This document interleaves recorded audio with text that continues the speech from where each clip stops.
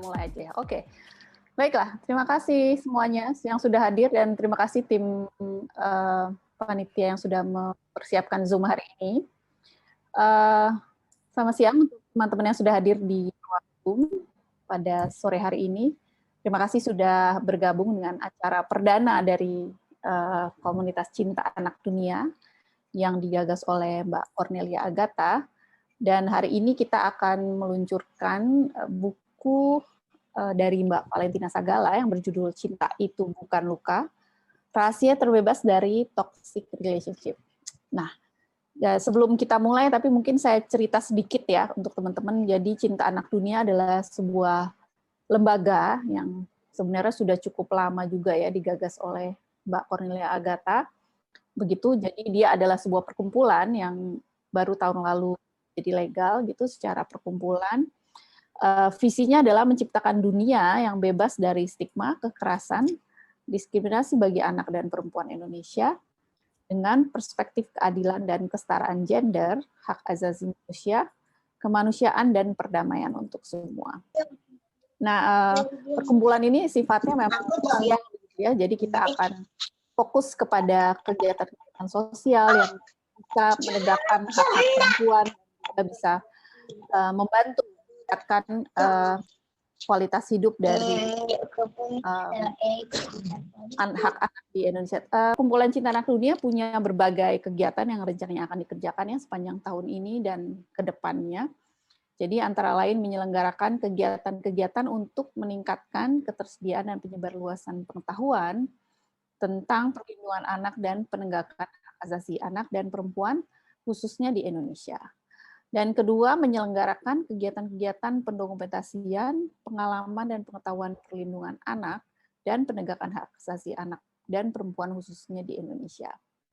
Ketiga, mengadvokasi perlindungan anak dan penegakan hak asasi anak dan perempuan khususnya di Indonesia.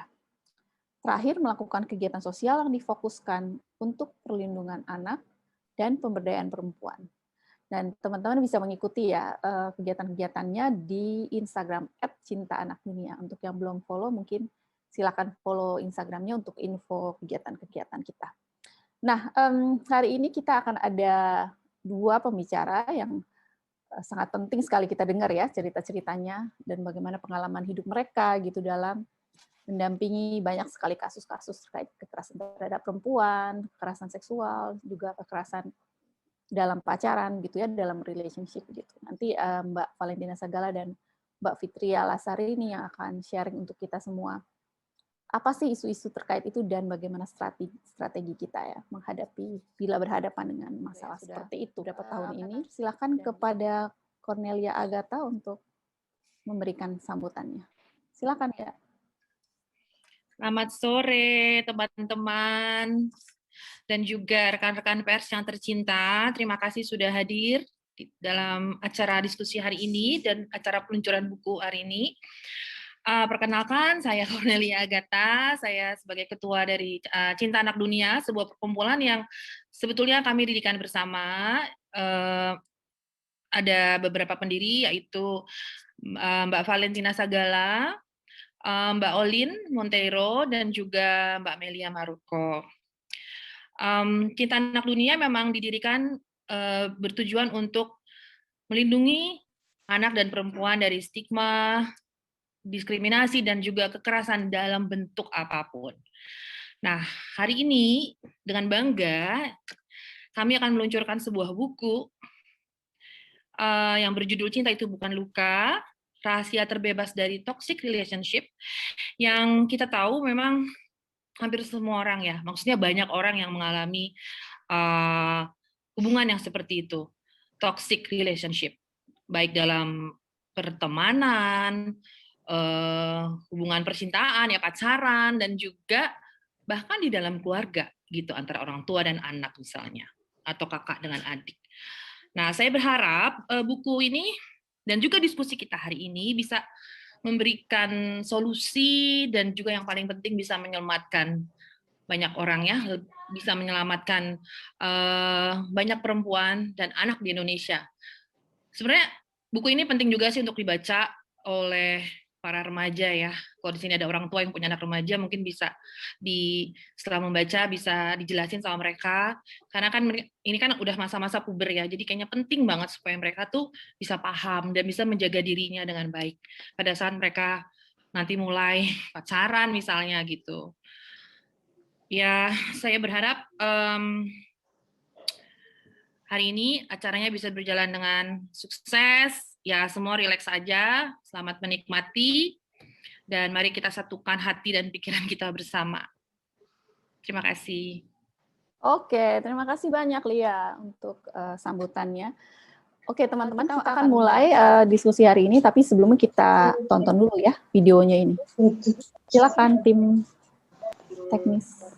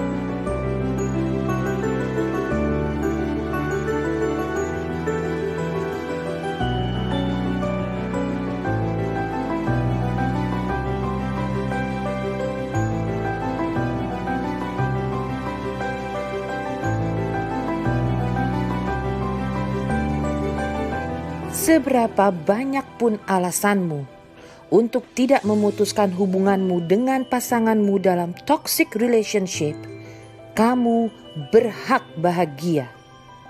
Mengapa? Karena cinta itu bukan luka. Cinta itu bukan kekerasan. Dan kamu, saya, kita baik adanya, sehingga tak seorang pun berhak melukai.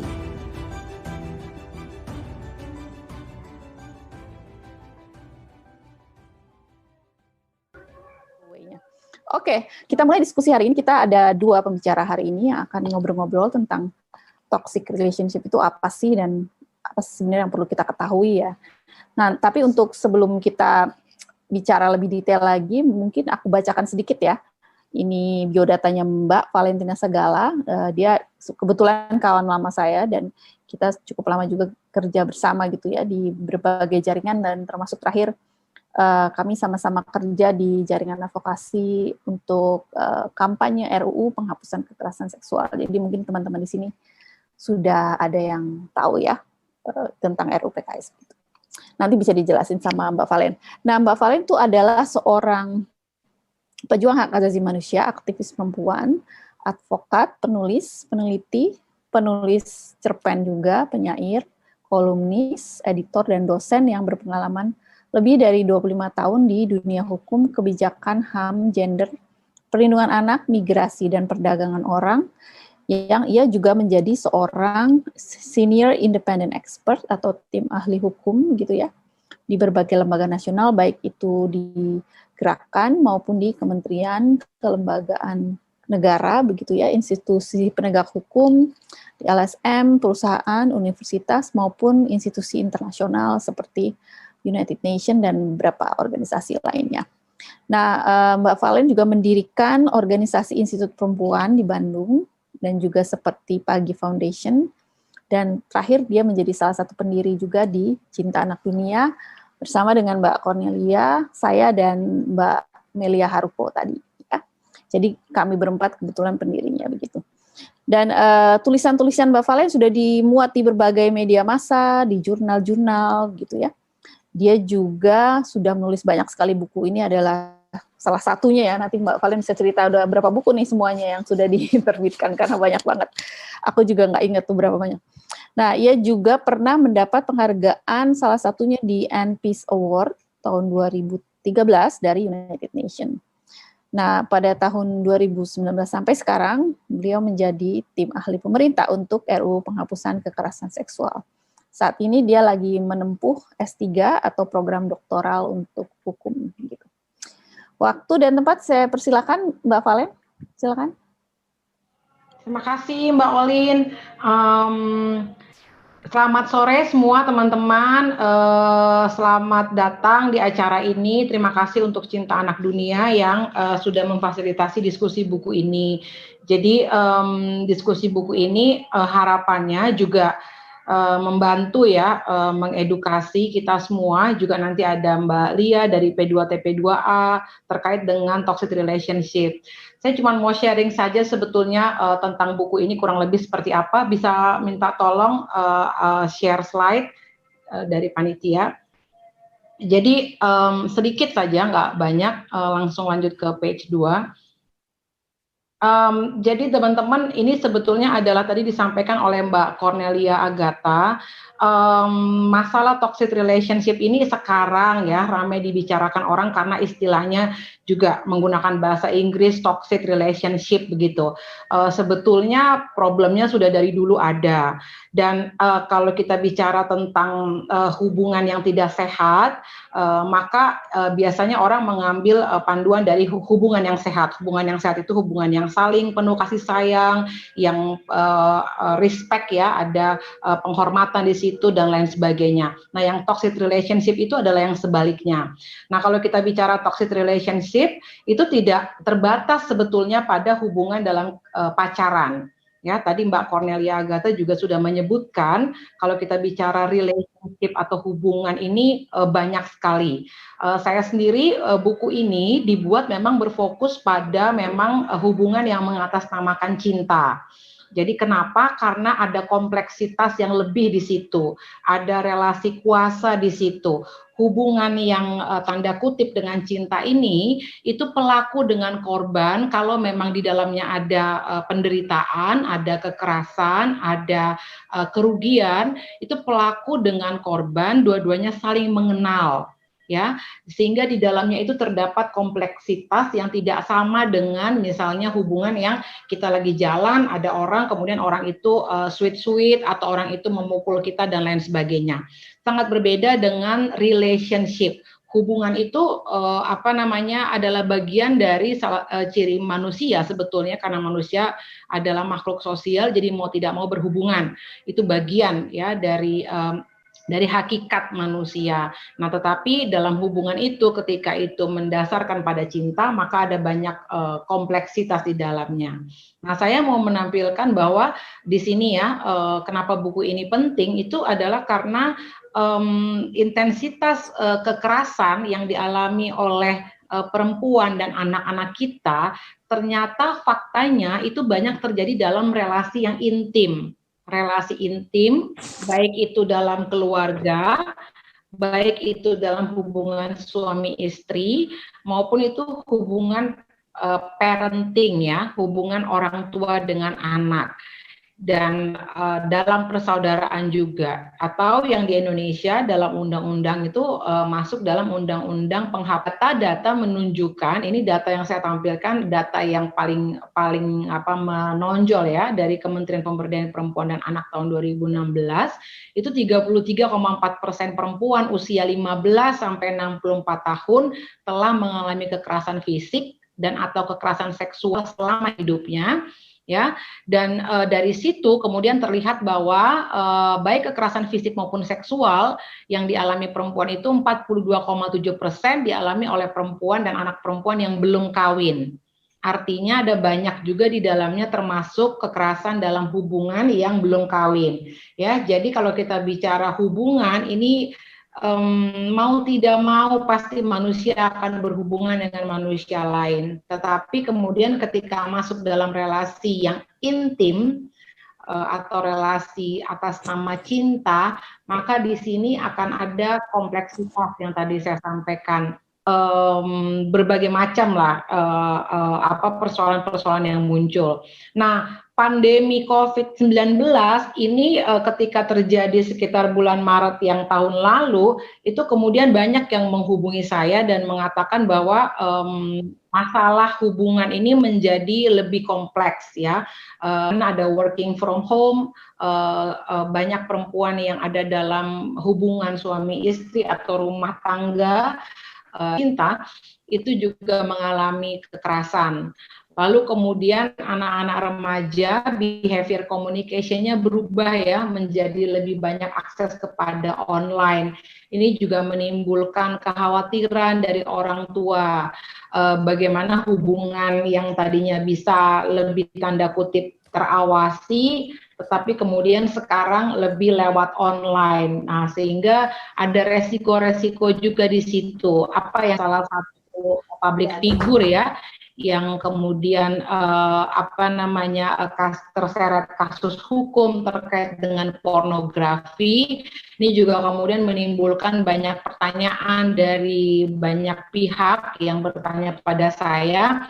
Bagaimana kalau anak saya sudah terlanjur membuat foto telanjang, kemudian belum tersebar memang, tapi pacarnya online yang sekarang juga ramai. Ini bagaimana dari aspek hukum ketika misalnya yang melakukannya itu justru adalah misalnya teman dekatnya. Jadi memang beragam persoalan ini yang coba dielaborasi dalam buku saya Cinta Itu Bukan Luka, karena memang masalah ini harus menjadi concern kita bersama. Kemudian hubungan antara orang tua dengan anak itu lebih banyak misalnya tuntutan-tuntutan, demanding, ya, kemudian orang tua yang membanding-bandingkan anak yang satu dengan yang lain atau dengan anak temannya, ya, atau orang tua yang tidak pernah merasa cukup dari apa yang sudah diperlihatkan oleh anak-anaknya, merasa selalu kurang yang anaknya itu juga toksik. Dan ada juga toksik partner ya, yaitu toksik dalam hubungan kerja. Ini sebetulnya juga banyak terjadi nih teman-teman, ya, di banyak tempat ya. Ada beberapa rekan-rekan juga yang menghubungi saya, gimana kalau misalnya pimpinannya itu kok kayaknya selalu full demand gitu ya, terus menerus sampai jam 12 malam menghubungi gitu. Hubungan seperti apa ini sebetulnya? Jadi ada banyak sekali dalam berhubungan, dalam relationship memang terdapat kompleksitas, tapi buku ini memfokuskan pada memang hubungan atas nama cinta. Yang tadi ya digambarkan ada yang relasi intim ini, teman-teman, pacaran ini juga jangan dibayangkan kayak zaman dulu ya, pacaran tuh pasti malam minggu ketemu gitu. Sekarang ini ada banyak sekali teman-teman, ada dating application, ada temen yang bilang cerita sama saya, disebutnya sekarang teman tapi mesra. Ya, dibilang pacaran sih nggak pacaran saya Mbak Valen, tapi ya mesra juga gitu. Nah, sejauh mana nih sebetulnya? Karena nanti mentok-mentoknya ketika itu sudah menyangkut macam-macam persoalan itu baru akan muncul. Ada misalnya yang bercerita pada saya sempat soal pinjam meminjam uang. Nah, ini juga banyak ternyata ya, pacar pinjam uang 10 juta, 20 juta lalu tidak kembali, itu bagaimana. Lalu ada lagi yang disebut dengan janji kawin. Jadi pacar saya sudah janji kawin sama saya sehingga saya mau melakukan semuanya. Kami kredit apartemen bareng-bareng gitu, kami bikin bisnis bareng-bareng, tapi ternyata sekarang dia nggak kawin sama saya. Apa yang harus saya lakukan? Jadi ada banyak sekali hal. Bisa lanjut ke slide berikutnya, Mbak Julie. Nah, jadi buku ini mencoba memang disasar kepada pertama terutama untuk mencegah teman-teman ya, mencegah kita yang sudah dewasa, tentunya terutama perempuan, tapi juga bisa juga laki-laki, karena sebetulnya memang kalau kita bicara tentang relasi kuasa yang timpang dalam hubungan toxic relationship, lebih banyak merugikan perempuan dibandingkan laki-laki, apalagi masyarakat kita masyarakat patriarkis ya. Misalnya kalau teman-teman tanya, saya menulis, ada bagian yang menulis di dalam buku ini, nanti Mbak Lia psikolog juga bisa elaborate, itu misalnya kenapa sih Mbak Valen teman saya ini korban, udah jelas pacarnya itu terus-menerus mengeksploitasi dia, sering mukul, menjambak, melarang dia bicara dengan temannya, melakukan isolasi ya, bahkan sampai teman saya itu menjauh dari pergaulan teman-temannya, sampai seperti itu. Nah, kenapa? Tapi teman saya ini nggak pernah mau memutuskan hubungan dengan pacarnya ini. Nah, itu juga saya bahas dalam buku ini, karena masyarakat patriarki misalnya seringkali cenderung menempatkan perempuan itu harus agung, harus mulia, harus bersih ya.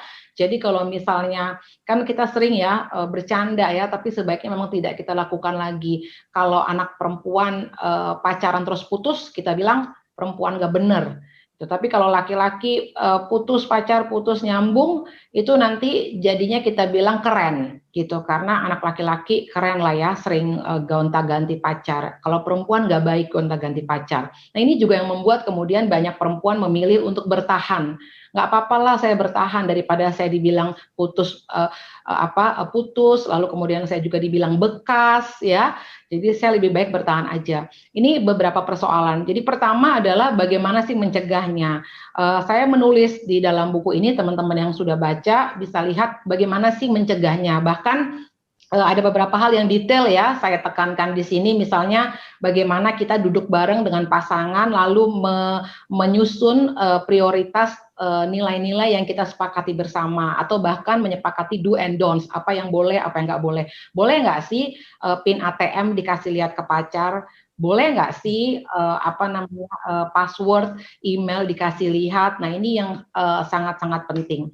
Nah, kemudian buku ini juga selain untuk yang tadi, untuk kita semua, juga anak-anak kita dan para orang tua yang mau mencegah terjadinya toxic relationship pada anak-anaknya dalam hubungan, itu juga untuk ini teman-teman yang lagi galau, yang lagi gamang ya, yang berasa kayaknya ada sesuatu deh sama hubungan saya gitu, tapi saya belum tahu itu apa. Cuman saya tuh setiap kali misalnya ya, para istri yang bercerita sama saya, itu kalau dengar suara mobil suaminya masuk rumah itu langsung gemeter. Bahkan ada yang langsung sampai muntah. Udah berarti ada yang salah di situ. Apa ya gitu. Tapi kemudian denying ya bahwa ada sesuatu yang salah. Nah, buku ini akan membantu teman-teman untuk coba merefleksikan sebenarnya hubungan saya itu masuk toxic relationship atau tidak sih gitu. Nah, ini akan membantu juga. Atau untuk para pembaca, kita semua nih yang banyak banget, yang sebetulnya sering menghubungi saya dan bilang, Mbak ada teman saya loh, Mbak ada teman saya loh, bahkan ada yang bilang kakak saya, adik saya gitu, atau yang ingin merasa ada yang nggak benar gitu sama relasi-relasinya. Nah, buku ini akan membantu juga karena teman-teman untuk mendampingi korban atau seseorang yang mengalami kekerasan itu juga tidak mudah ya. Seringkali justru korban malah ketika ada yang menawarkan bantuan, jika yang menawarkan bantuan tersebut belum memahami mengenai kekerasan dalam pacaran, toxic relationship, yang terjadi justru adalah seseorang itu malah tidak terbantu, Malah dia seringkali kemudian menarik diri dari bantuan dan semakin tertutup. Ini yang kita tidak inginkan. Oleh karena itu, buku ini juga diharapkan membantu teman-teman yang ingin membantu seseorang yang menurut teman-teman membutuhkan bantuan. Termasuk di dalamnya memberikan fokus pada kekerasan seksual.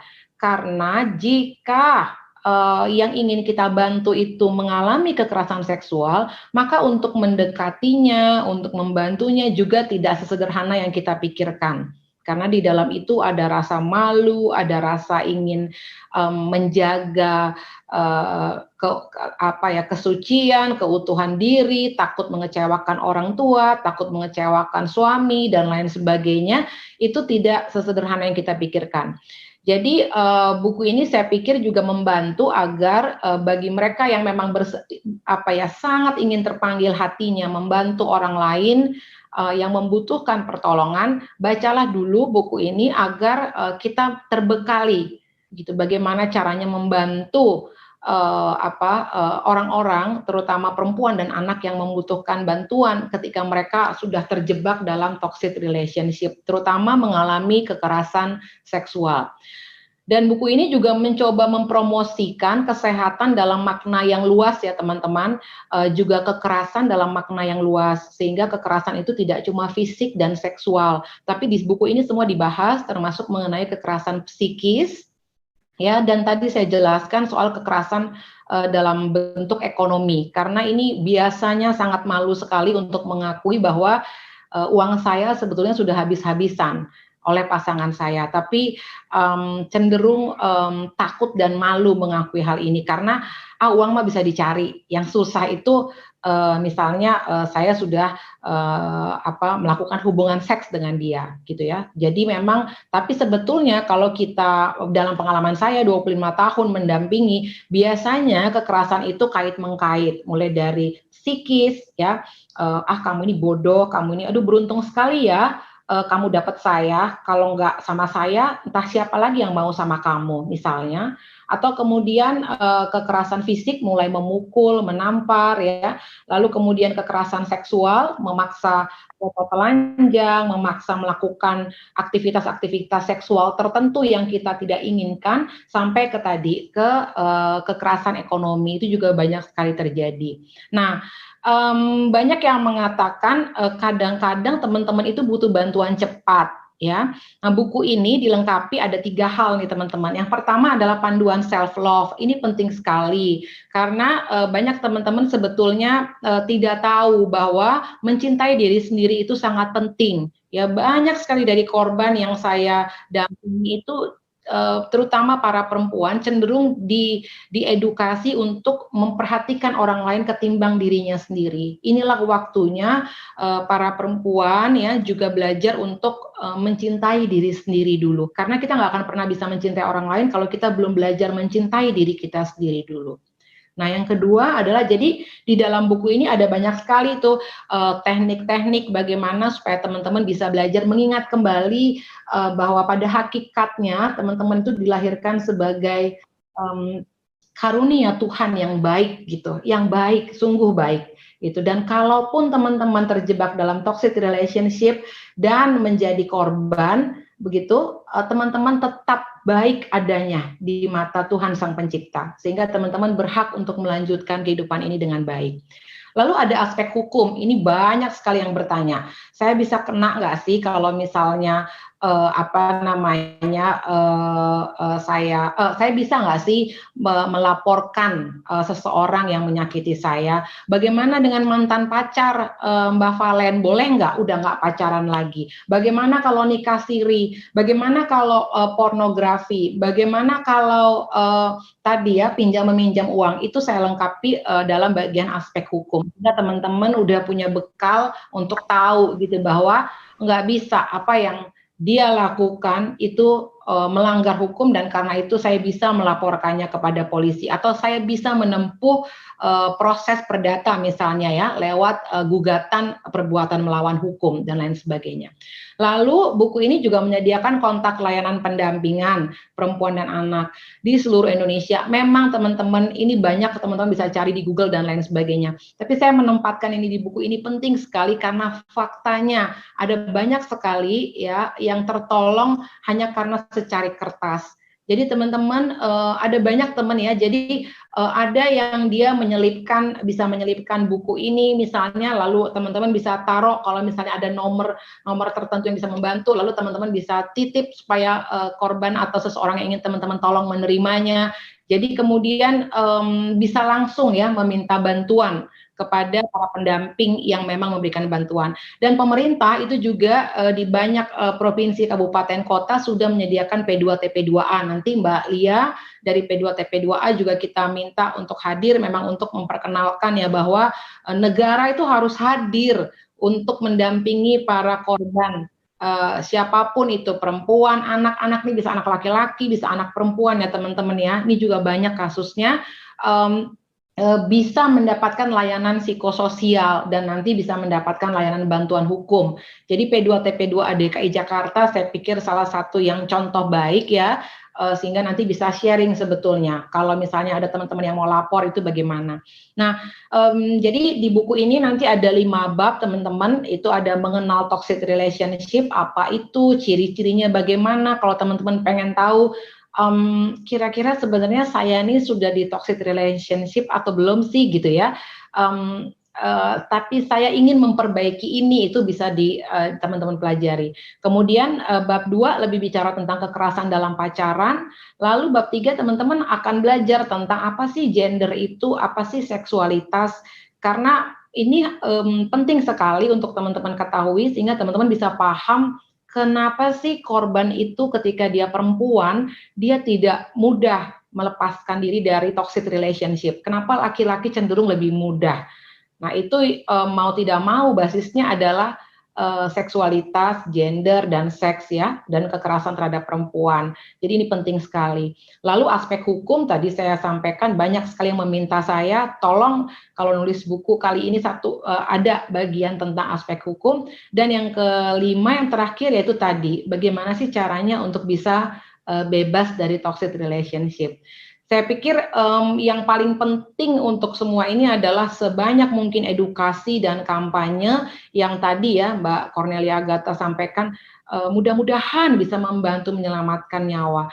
Kenapa? Karena nanti mungkin Mbak Lia akan share dari banyak kasus teman-teman sampai kehilangan nyawa. Saya harus katakan mulai dari kekerasan yang psikis ya, misalnya mengatakan kamu nggak cantik deh.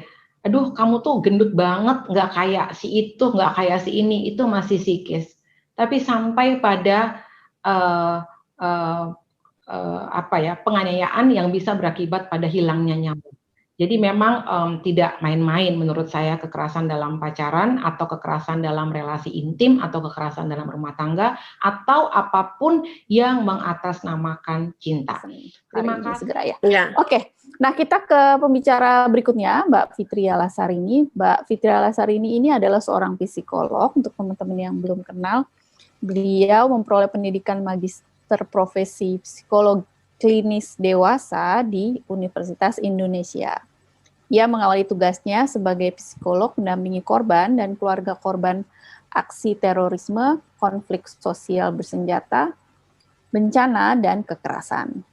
Pernah bergabung di Pusat Krisis FPSI UI, Yayasan Puli, PT Global Leadership Indonesia, dan ia pernah menjadi konsultan di beberapa kementerian dan lembaga untuk penanganan psikososial pada korban kekerasan dan bencana.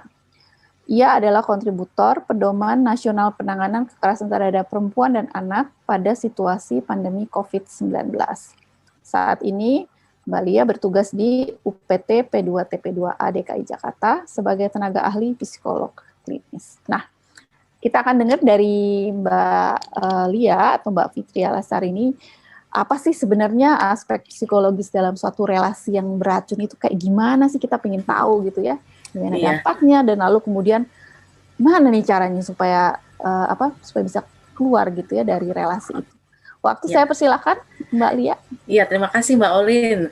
Sebelumnya Mbak Valen sekali lagi selamat ya bukunya udah keluar. Nggak kelihatan tapi ya karena aku pakai background. Selamat karena menurut saya ini bukunya lengkap banget ya. Jadi ini boleh dong saya promosin sedikit ya Mbak Valen ya sebelum mulai. Boleh banget. Oh ya. Kenapa saya bilang lengkap banget? Karena sebetulnya kalau rekan-rekan baca buku ini, dari buku ini saja rekan-rekan bisa membantu menyebarkan kepada masyarakat luas mengenai apa sih toxic relationship, bagaimana bagaimana kita tahu indikator-indikatornya, sampai juga pencegahannya, sampai juga apa yang harus dilakukan, sampai bahkan itu tadi masalah hukum, karena kebanyakan dari kita itu nggak paham ya, kita tuh awam tentang masalah hukum, tapi di buku ini lengkap banget. Jadi kalau menurut saya sih memang worth to buy, worth to read, sama worth to untuk dipromosikan kemana-mana seperti itu. Nah, Mbak Olin, terima kasih, dan kebetulan juga hari ini kita pembicaranya 2V ya, satu Valentina, satu Fitria di hari Valentine. Oke, jadi semuanya serba kebetulan. Nah, kalau kita mau bicara soal toxic relationship, ini sebetulnya bukan isu yang baru, betul tadi disampaikan oleh Mbak Valen. Bahkan kalau tokoh psikologi sendiri kayak Erich Fromm itu udah ngebahas dari tahun 1956. Ketika dia sedang mengadakan dari suatu acara seminar ilmiah pun sudah membicarakan soal love ini gitu ya, seperti apa. Mungkin saya bisa dibantu dengan PowerPoint-nya ya. Nah, tapi untuk sebelum bisa lebih mendalam soal aspek psikologis dari toxic relationship, mungkin saya mau sedikit share dulu mengenai OPT P2TP 2A DKI Jakarta. Jadi buat rekan-rekan yang mungkin belum mengetahui, apalagi namanya itu cukup rumit ya, UPT P2TP 2A. Itu kan kayaknya singkatan semua gitu ya. Boleh dilanjut. Jadi UPT P2TP 2A itu adalah lembaga pemerintah yang unit pelaksana teknis di bawah naungan Dinas Pemberdayaan, Perlindungan Anak dan Pengendalian Penduduk. Lalu kemudian dia menyediakan layanan pengaduan, P2TP 2A memberikan layanan pendampingan, layanan psikologi, konsultasi hukum, rujukan bagi perempuan dan anak yang mengalami kekerasan, dan kita juga didukung oleh 19 pos pengaduan di wilayah DKI Jakarta. Di setiap wilayah kabupaten kota itu ada P2TP 2A. Cuman hanya untuk DKI Jakarta saja kita cuma ada 1 di tingkat provinsi, selebihnya kita dibantu oleh 19 pos pengaduan di 5 wilayah. Bisa dilanjut. Ya. Nah, ini data kita tahun lalu ya, rekan-rekan dari sini kelihatan bahwa yang paling tinggi laporannya, paling banyak melaporkan kasus itu di wilayah Jakarta Timur, tapi bukan berarti di wilayah Kepulauan Seribu nggak ada ya. Di wilayah Kepulauan Seribu juga ada, hanya saja kita belum ada perwakilan untuk pos pengaduan di sana. Jadi ketika kita melihat angka kekerasan itu kecil, kita melihat sebetulnya jangan-jangan akses pengaduannya nih yang susah gitu sebetulnya, karena kasusnya juga sama banyaknya, seperti itu. Lalu kalau kita lihat di situ, bukan berarti Jakarta Timur itu daerah yang paling rawan, bukan. Mungkin akses pelaporannya dia lebih mudah diakses gitu ya oleh masyarakat setempat untuk bisa mengadu di wilayah Jakarta Timur. Nah, kalau dari berdasarkan klien ya kita bisa lihat di sini lebih banyak klien anak-anak yang totalnya itu antara 109 anak laki-laki dan 385 anak perempuan. Dan kita lihat di sini kasus kekerasan seksual itu 311 kasus ya di bawah kasus KDRT di tahun 2020 kemarin. Dan kalau berdasarkan usia, nah itu kita lihat ya anak-anak itu yang paling banyak 494 gitu. Dilanjut. Nah, kalau saya merefleksikan pengalaman penanganan kasus di P2TP 2A dengan bukunya Mbak Valen tadi, itu memang memang itu benar-benar merefleksikan apa kerja-kerja lapangan selama ini buku tersebut ya, bahwa kekerasan dalam relasi pacaran atau toxic relationship itu bisa dialami tidak hanya mereka yang usia remaja namun juga usia dewasa. Kami di P2TP 2 itu pernah menerima pengaduan kekerasan dalam pacaran yang terjadi pada perempuan berusia 45 tahun. Itu jadi memang dia sudah apa namanya, dia berpisah dari suami yang pertama, dia kemudian menjalin relasi dan dia mengalami kekerasan pacaran yang komplit gitu ya di situ, baik secara psikis, fisik, seksual, dan pemanfaatan ekonomi. Dan pemanfaatan ekonomi nggak kira-kira sampai hitungannya ratusan juta gitu ya, karena dia memang sudah established ya, perempuan yang established yang punya penghasilan, terus dia disedot lah ya secara keuangannya oleh pasangannya itu gitu, dengan alasan saya mau modal kerja nih, saya mau begini dan mau begini nih. Nanti saya jelaskan kenapa sih bisa kayak begitu, kok well established woman bisa ya juga kejebak sih dalam relasi apa namanya yang berkekerasan seperti ini. Apa jangan-jangan ada yang salah ya sama dia, ataukah dulu dianya mungkin kalau zaman sekarang tuh kan senang banget mengkait-kaitkan ya, apakah dulunya dia mengalami toxic parenting juga jadi dia mengalami situasi seperti itu. Nanti kita lihat. Lalu yang berikutnya adalah dan ternyata dari kasus-kasus yang datang ke kami, ketika kami melakukan penanganan, itu ada minim informasi mengenai relasi yang sehat itu seperti apa dan seksualitas itu seperti apa. Jadi pas banget kalau di buku ini dibahas. Karena itu yang sulit sekali diperoleh informasinya. Seandainya pun mereka mencari informasi, mereka tanyanya di internet. Ketika di internet kita masukkan satu kata aja, misalnya nih kita ketik kata susu, keluar bisa macam-macam susunya. Ada susu formula, ada ASI, ada segala macam. Itu bisa keluar ya. Ada susu orang tua dan segala macamnya. Bisa macam-macam.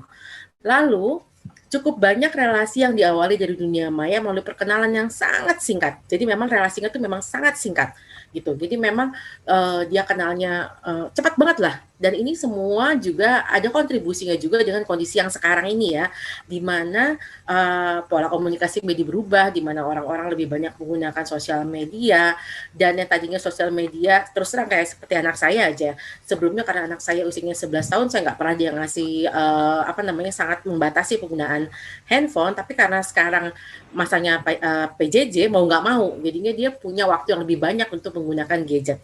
Lalu juga dari pengalaman penanganan kasus bahwa pelaku itu seringkali dikesankan sebagai pribadi yang positif, baik, mendengarkan, perhatian, memberi hadiah, itu yang disampaikan oleh klien-klien kami gitu ya, ketika kami melakukan pemeriksaan psikologis untuk kepentingan hukum. Bisa dilanjut? Ya.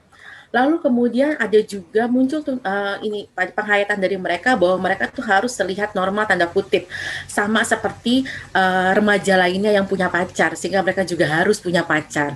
Atau wah rekan-rekan saya sudah pada menikah, kok saya belum menikah. Jadi itu ada dorongan-dorongan yang seperti aduh saya nggak bisa nih sendirian, karena kalau saya sendirian berarti saya nggak sama dengan yang lain, itu ya. Lalu juga kebanyakan keluarga awalnya tidak mengetahui hubungan tersebut, namun teman dekatnya cukup banyak yang mengetahui. Kemudian dari kisah-kisah penuturan cerita mereka tentang pengalaman kekerasan yang mereka alami, diketahui bahwa memang telah dibangun sensasi romantika rahasia dan eksklusif antara si pelakunya dengan si korbannya. Jadi itu dibangun tuh seperti itu, terutama untuk kasus-kasus yang dimana keluarga tidak mengetahui relasi yang terjadi ya. Jadi mereka seolah-olah seperti dibangun kesan bahwa memang dunia itu tidak memahami kita ya, cuma kamu yang memahami aku dan cuma aku yang memahami kamu, dibentuk seperti itu. Lalu juga, nah ini bentuk kekerasan yang datang ke kami dalam kaitannya toxic relationship dalam konsep cinta dengan pasangan itu mulai dari fisik, psikis, ekonomi, seksual, dan bahkan eksploitasi seksual. Jadi ada kasus-kasus di mana klien kami yang berusia remaja mengalami kekerasan dari pasangannya, lalu oleh pasangannya dia kemudian dilacurkan. Itu ada kasus yang seperti itu. Dan ini sampai kita juga ini apa yang terjadi nih dengan anak-anak ini. Jadi kalau kita tidak melakukan sesuatu ya kita sangat khawatir sekali dengan situasi atau permasalahan seperti ini. Lanjut. Lalu kemudian buat mereka yang mengalaminya, buat mereka tuh sulit untuk keluar. Salah satunya yang sangat kuat mereka sampaikan adalah mereka nggak tahu bagaimana lepas dari kekerasan itu sendiri. Mereka nggak tahu caranya gimana. Karena ada kekhawatiran kalau mereka berupaya untuk keluar, nanti ada ancaman-ancaman. Apalagi kalau udah ada foto di dalamnya. Apalagi kalau sudah pernah melakukan hubungan seksual misalnya. mereka sangat khawatir kalau itu nanti disebarkan kemana-mana. Lalu kemudian ketika ingin keluar juga menghadapi intimidasi, ada ancaman penyebaran data pribadi, ada kekerasan, bahkan terjadi perkosaan. Jadi dia sudah menghentikan hubungan dengan pasangannya nggak terima, lalu datang ke rumahnya. Kebetulan pasangannya sudah sangat tahu kapan-kapan saja rumah itu orang tuanya pergi bekerja dan segala macamnya, lalu melakukan tindakan perkosaan. Lalu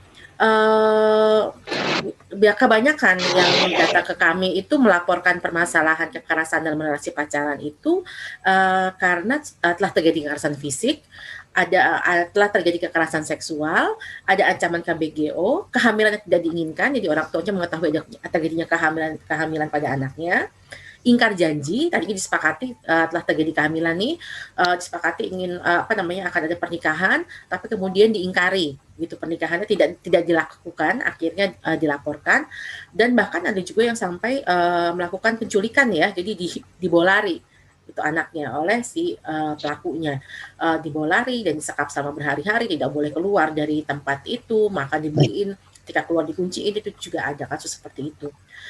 Namun dengan situasi yang memang sangat berkekerasan, yang penuh dengan ancaman, intimidasi ini, cukup banyak juga loh korbannya yang justru melindungi pelaku dan menarik diri dapat merubah pelaku. Bahkan sampai di persidangan sekalipun, jadi kami ada satu kasus ya di persidangan, itu dia tetap menolak bahwa enggak, saya tidak mengalami apapun dari pasangan saya. Dan untungnya hakim dan jaksanya sangat baik saat itu dan tetap dijatuhi putusan karena memang bukti-buktinya sudah terang buat hakim dan jaksanya, seperti itu. Dilanjut. Dan sayangnya dengan situasi yang seperti ini tidak semua klien memperoleh dukungan dari orang terdekat dan lingkungannya. Jadi meskipun awalnya orang terdekat yang melaporkan, itu seringkali nanti merasa, aduh kayaknya ini kok diterusin nanti jadi tambah masalah baru. Oke lah, saya berdamai saja dengan pelaku atau keluarga pelaku, perkawinan dijadikan opsi, padahal itu semua justru malah menambah masalah baru dari pengalaman-pengalaman kami, di mana ketika terjadi perkawinan tidak sampai hitungan bulan sudah terjadi KDRT, dan KDRT-nya itu parah gitu ya, seperti itu. Balik dulu di slide sebelumnya, ya terima kasih. Nah, dampak psikososial juga tidak hanya sesungguhnya dialami oleh korban, namun juga dialami oleh orang terdekatnya. Misalnya orang tuanya juga turut mengalami dampak psikososial yang sama beratnya dengan anak-anak mereka yang mengalami kekerasan dan relasi pacaran. Namun bentuknya sangat berbeda. Nanti bisa dalam bentukan yang sangat protektif sehingga mengambilkan keputusan untuk anaknya, atau sangat marah dan malah tidak mau mendekati anak, tidak mau melakukan upaya-upaya untuk mendampingi anaknya, atau justru melakukan upaya-upaya untuk melindungi anaknya. Jadi sebaliknya malah diminta keluar dari rumah. Gitu. Lalu kemudian, mereka ini rentan mengalami kekerasan berulang dan kriminalisasi lagi ke depannya gitu ya, baik nanti dari aspek rentan mengalami KDRT, atau rentan mengalami eksploitasi seksual, ataupun rentan mengalami kekerasan seksual lagi. Ya, lanjut. Nah, jadi memang kalau dari pengalaman kasus kami yang kami tangani, itu luar biasa banget ya, dampak psikologis dan segala macamnya. Nah, bisa dilanjut? Nah, seperti saya sampaikan tadi bahwa Erich Fromm bilang bahwa di awal-awal itu memang salah satu tokoh yang ngomongin soal relasi yang sehat dan relasi yang tidak sehat itu adalah Erich Fromm. Dia bilang begini, in love the paradox occurs that two beings become one and yet remain two. Jadi bedanya dengan relasi dari ibu ke anak, di mana dari satu jiwa menjadi satu cinta menjadi dua. Kalau Mbak Fala dari 1 jadi 3 ya Mbak, karena anaknya kembar. Nah, kalau Erich Fromm ini menceritakan bahwa kalau untuk dengan pasangan dari 2 beings menjadi 1, tapi mereka tetap 2 loh gitu. Tetap ada batasannya, dan ini yang nggak terjadi dalam toxic relationship. Dalam toxic relationship itu identitasnya cuma 1, identitasnya adalah dari si pelaku yang melakukan kekerasan atau melakukan toxic relationship itu. Gitu. Next.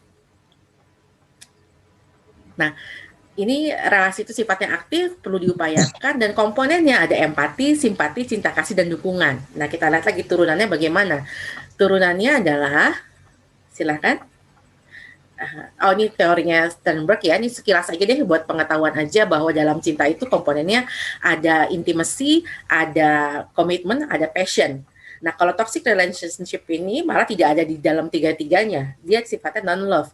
Karena intimasinya juga intimasi sepihak dari dia, komitmennya juga komitmen sepihak, passionnya passion juga sepihak gitu dari dia. Dari pasangannya dia tidak ini, malah passion malah kadang-kadang malah tidak ada. Jadi dia lebih untuk menguasai sifatnya seperti itu.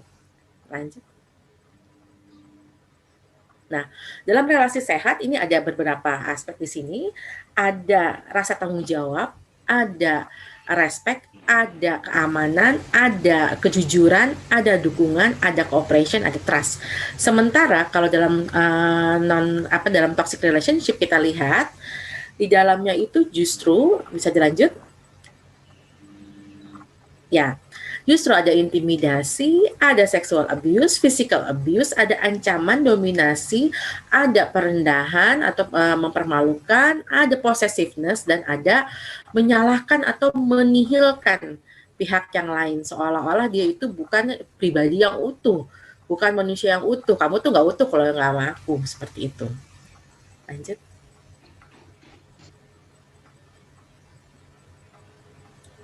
Nah, kita lihat sih dampak segeranya ya. Mereka mengalami toxic relationship itu dampak segeranya bisa terdampak pada aspek fisiknya dia. Misalnya aspek fisiknya itu seperti apa? Misalnya dia ada keluhan psikosomatis, misalnya ada perlukaan, ini apa namanya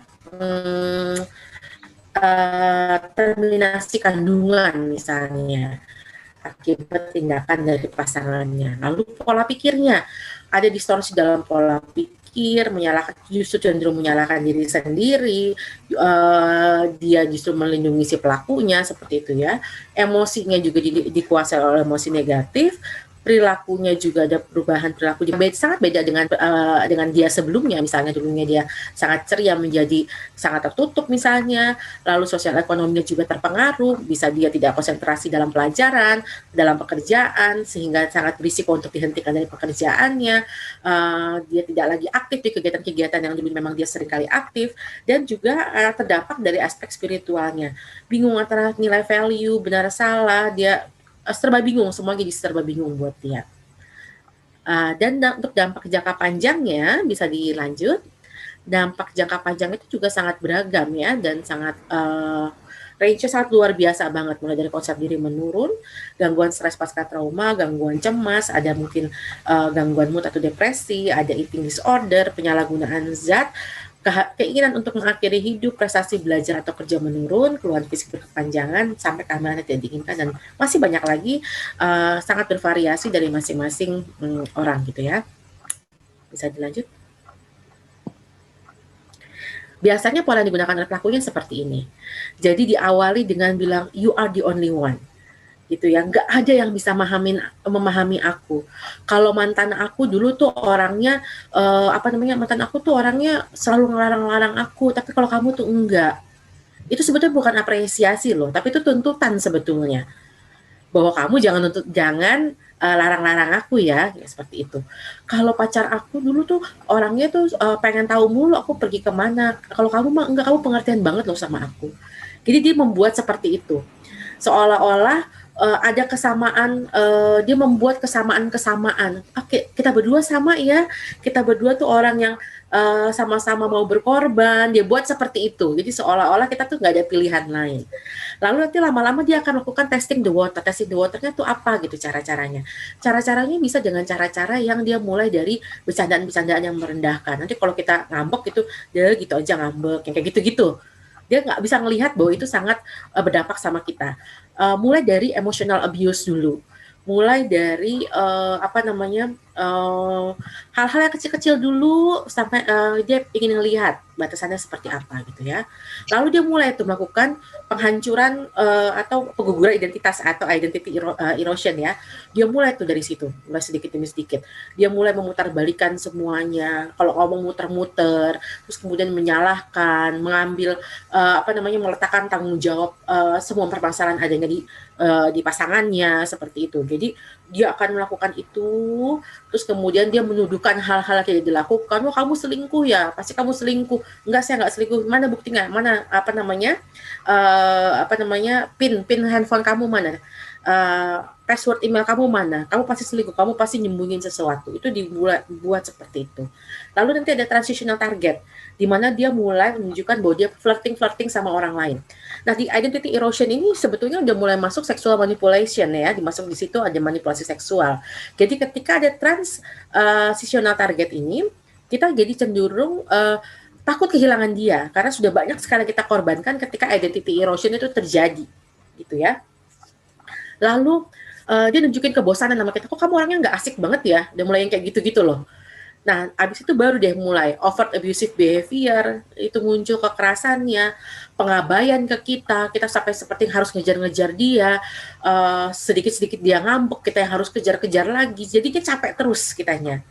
Dan akhirnya kita trapped in cycle of violence, gitu ya. Itu pola yang digunakan biasanya oleh mereka yang melakukan toxic relationship, gitu ya, sebagai pelaku toxic relationship. Dilanjut. Nah, mengapa bertahan?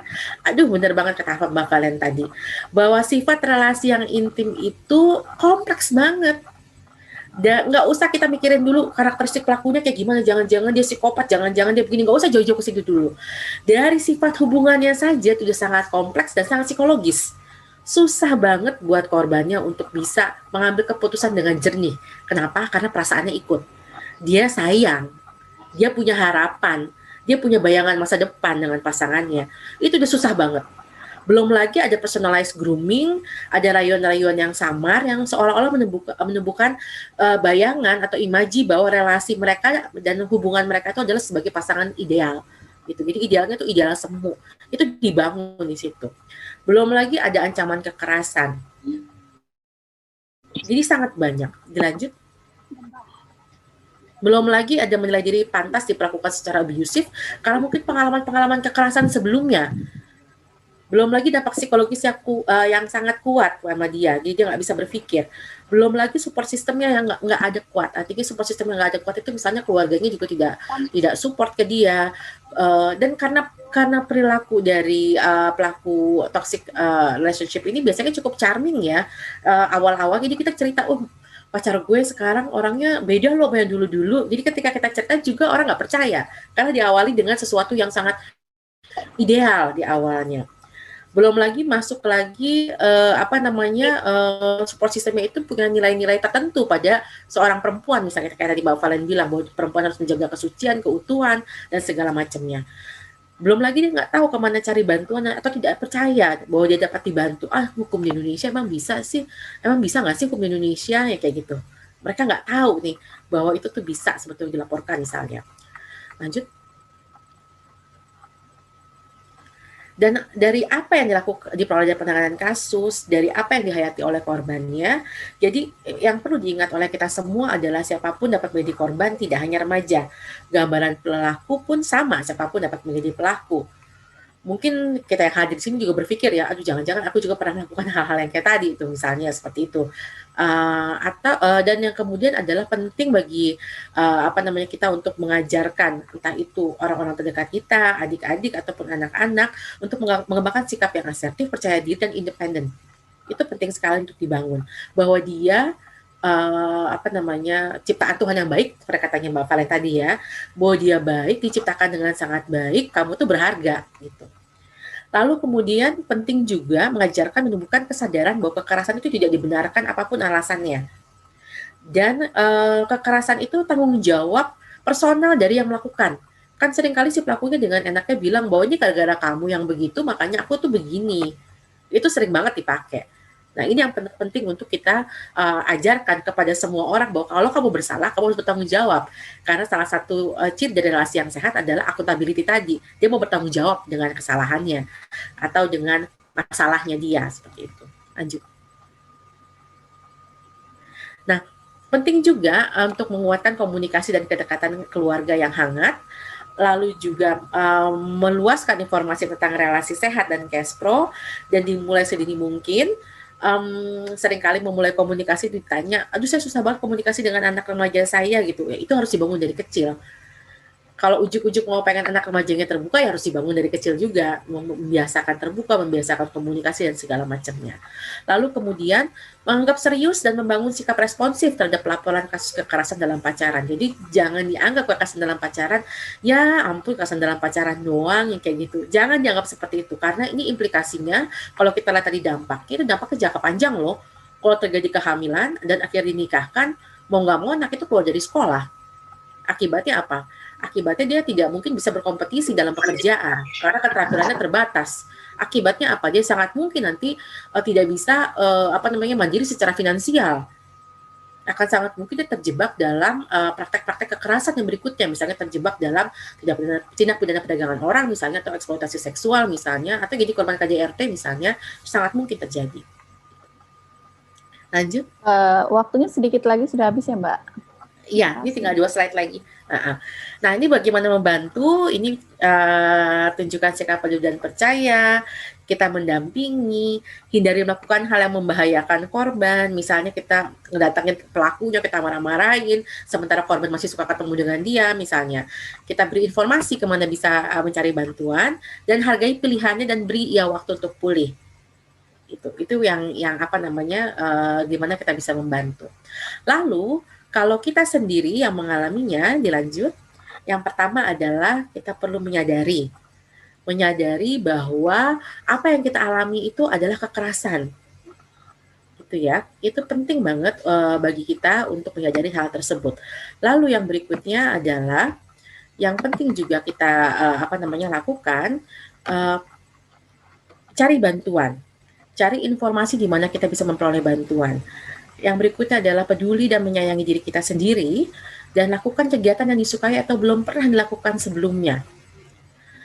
Penting bagi kita juga untuk bisa peka terhadap perubahan dalam diri dan bicarakan dengan profesional mengenai hal ini. Dan yang paling penting adalah katakan ke diri sendiri bahwa I need time to heal. Jangan terlalu keras sama diri kita sendiri.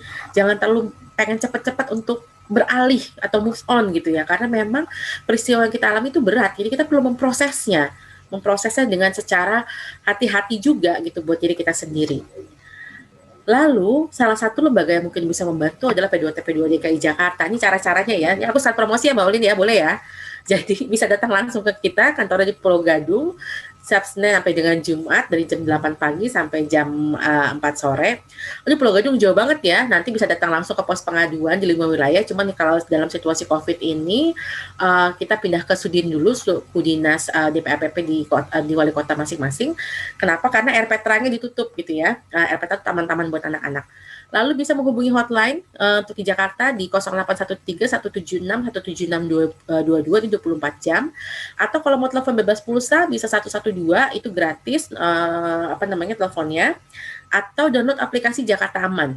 Di situ ada emergency button-nya. Jadi ketika rekan-rekan download dan sudah mendaftar, ada emergency button yang bisa dipencet ketika teman-teman dalam kondisi bahaya. Seperti itu. Nah, di bawah ini juga ada 19 pos pengaduan lokasi kita di mana saja. Lalu selain di pos pengaduan di 19 lokasi itu, kita kerjasama dengan LRT, MRT, dan Transjakarta. Ada pos sahabat perempuan dan anak di stasiun-stasiun dan di terminal. Di 19 stasiun terminal Transjakarta, 13 stasiun MRT, dan 6 stasiun LRT.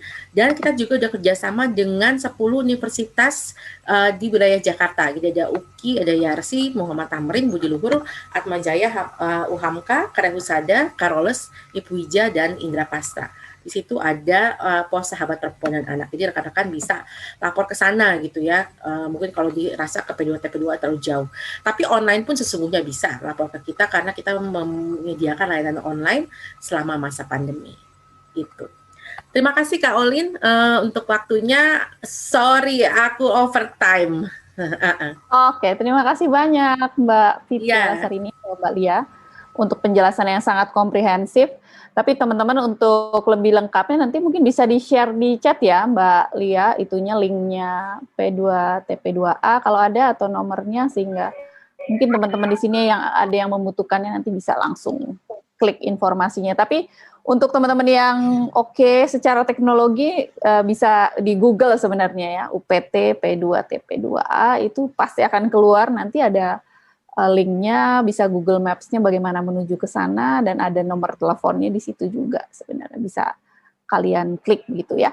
Oke, terima kasih banyak nih Mbak Fitria, dan aku juga sempat melihat di chat sudah ada beberapa pertanyaan. Nanti kita akan pilih, ya, teman-teman panitia mohon dipilih ya nanti kira-kira pertanyaan yang mana yang akan dapat giveaway ya dari tim panitia.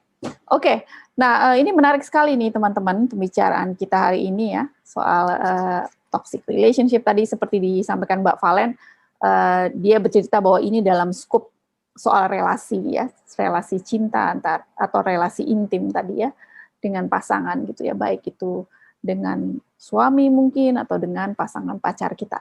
Dan ini yang juga persoalannya adalah suatu kompleksitas permasalahan itu nggak bisa dilihat begitu saja, tapi kita harus lihat juga faktor-faktor yang menyebabkan kondisi dari relasi beracun itu ada. Tadi sudah dijelaskan oleh Mbak Fitria Lasari ini mengenai dampak dari toxic relationship itu dan bagaimana kemudian tentu akan perlu ada satu proses ya, proses yang panjang gitu ya Mbak Lia untuk bisa keluar dari situasi itu dan bagaimana juga korban bisa kemudian menjadi berdaya gitu ya setelah keluar dari relasi. Nah itu tadi mungkin ada sambungannya dari beberapa pertanyaan ya yang di chat tadi.